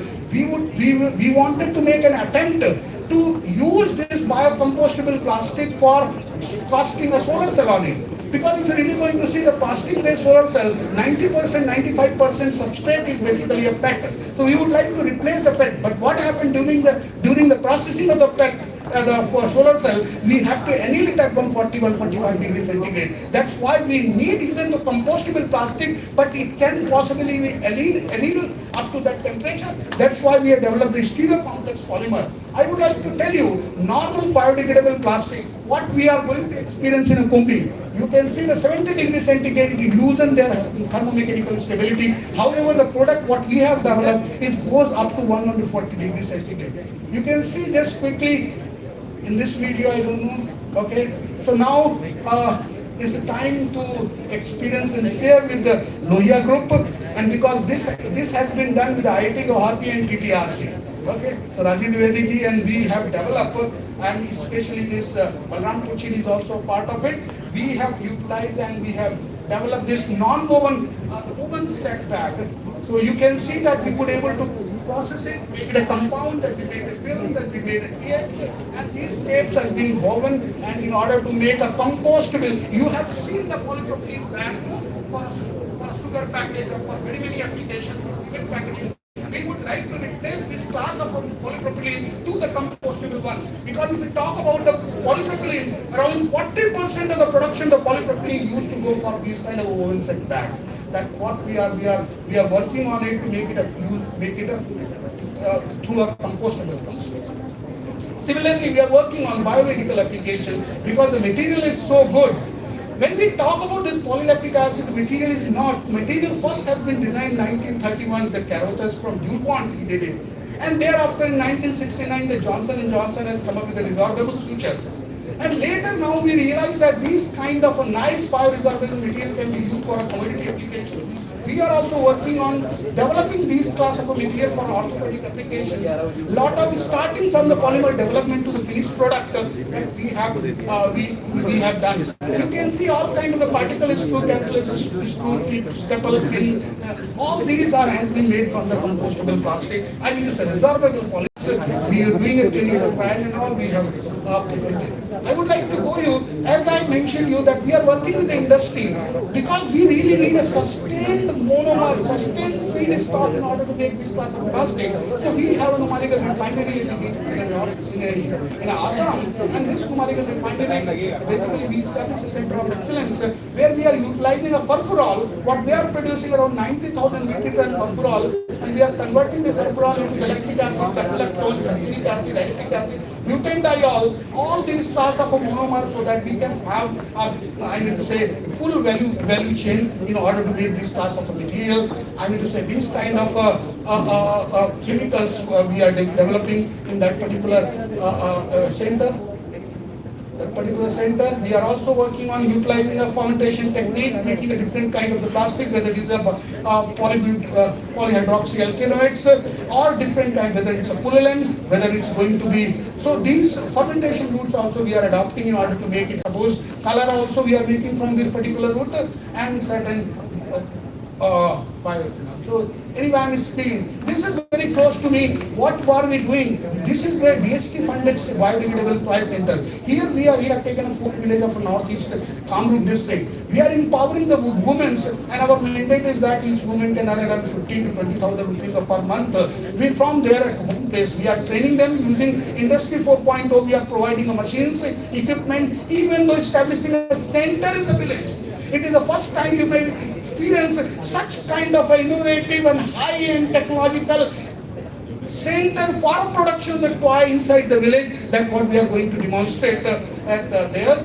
And this is the secretary, DCPC and joint secretary, that this is the wall and that everything is made by the compostable plastic. It's starting from the resin, going to make the compound, going to make the filament, and going to have hundreds of 3D printer to make a different class of toys.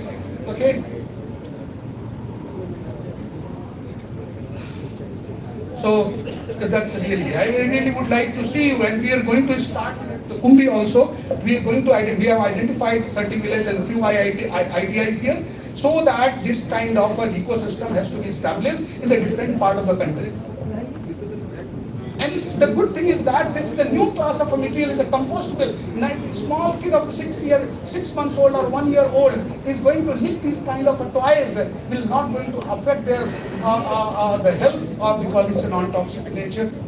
We work a lot in the food, especially the food packaging application, making the edible packaging. So we have developed a lot kind of a formulation, biopolymer based formulation, which can be coated onto the food, whether it's fruits or vegetable, which enhance the shelf life of the producer. If you're really going to the Kanpur and Kannauj, if you're really going to see what is going to happen at this time when the potato is grown and cultivated, and most of the small villages, they use farmers, they don't go to the cold storage, and they used to sell their producers in very low cost. So if you could able to shelf life of this kind of a material, they could able to have a better margin. That is what we are working on, developing a biopolymer based edible coating for very many.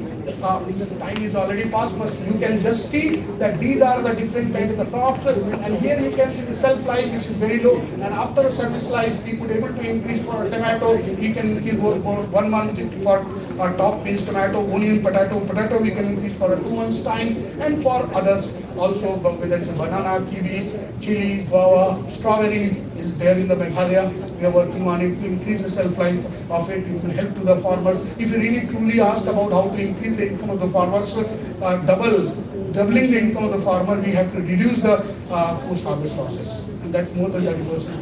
Anyway,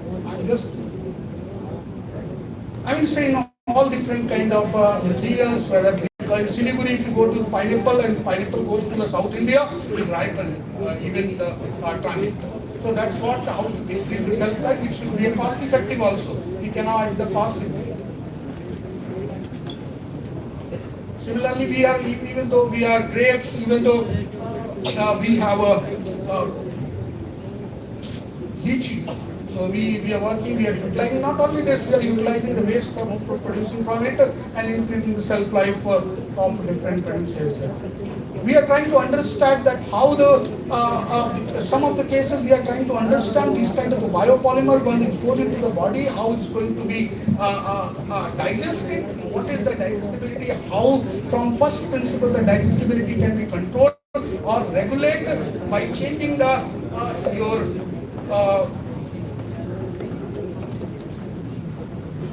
don't worry about this, there is necessary influence here. So we are working on this area.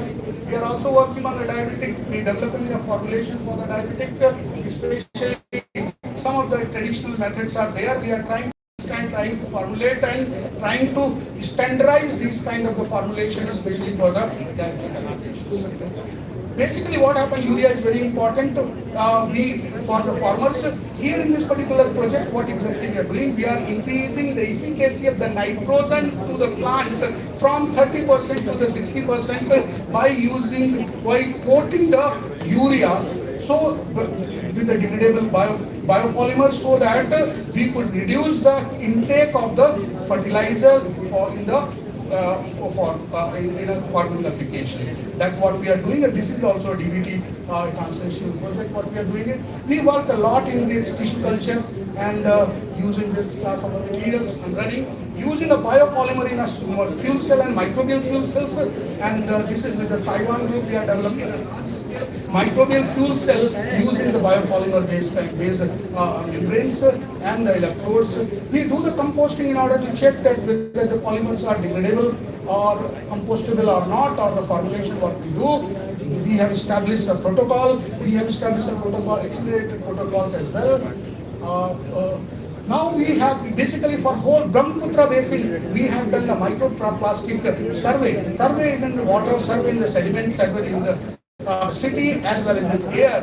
In order to understand what is the state of the microplastic on this particular basin, this study has been done with the help, in collaboration with the NetFeed, which is a financial bank, that has been done. I think we have done for this. So I need to say we also found that traces of microplastics. Okay, I think let's have to catch a flight to Bangalore.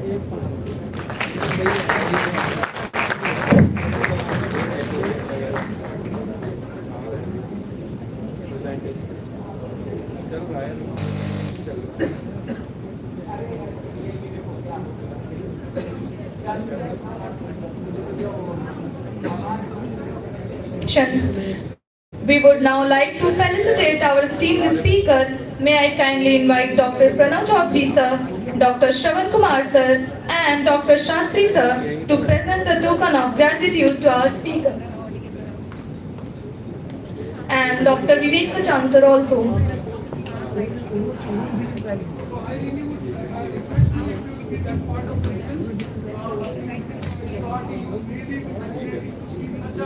Such a big lab. As you said, we have the facilities starting from the research to lead to the industrial scale facility. I have shown you one that we have supplied 100,000 bags per day to the Indian Railways. And now we are working with the IIChE to replace the full food platter to be a compostable one. What we are doing it, very many projects. Any students who would like to satisfy your aspiration to be an industrialist and to be an entrepreneur, come to me. Everything is ready, free of cost. Just satisfy your aspirations and being a contribute to our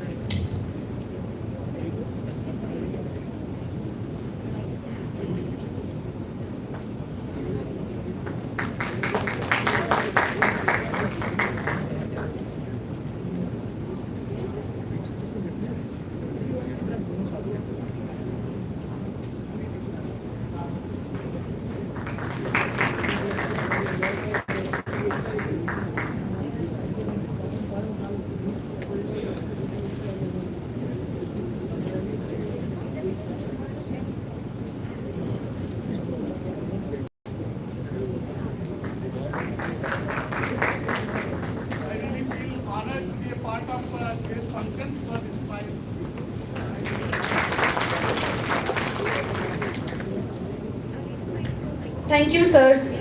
Ladies and gentlemen, as we conclude the first half of the event, I am pleased to invite you all to join us for the high tea. Please feel free to enjoy the refreshments. Kindly note that the lecture by our invited speaker will commence immediately after the high tea at 1:15 p.m. We request everyone to reassemble the auditorium by 1:25 p.m. Thank you.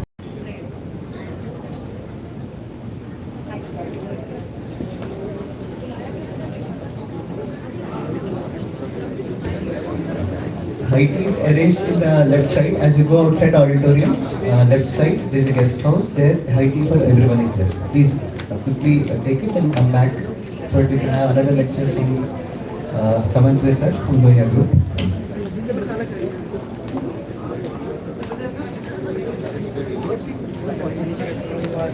यहीं से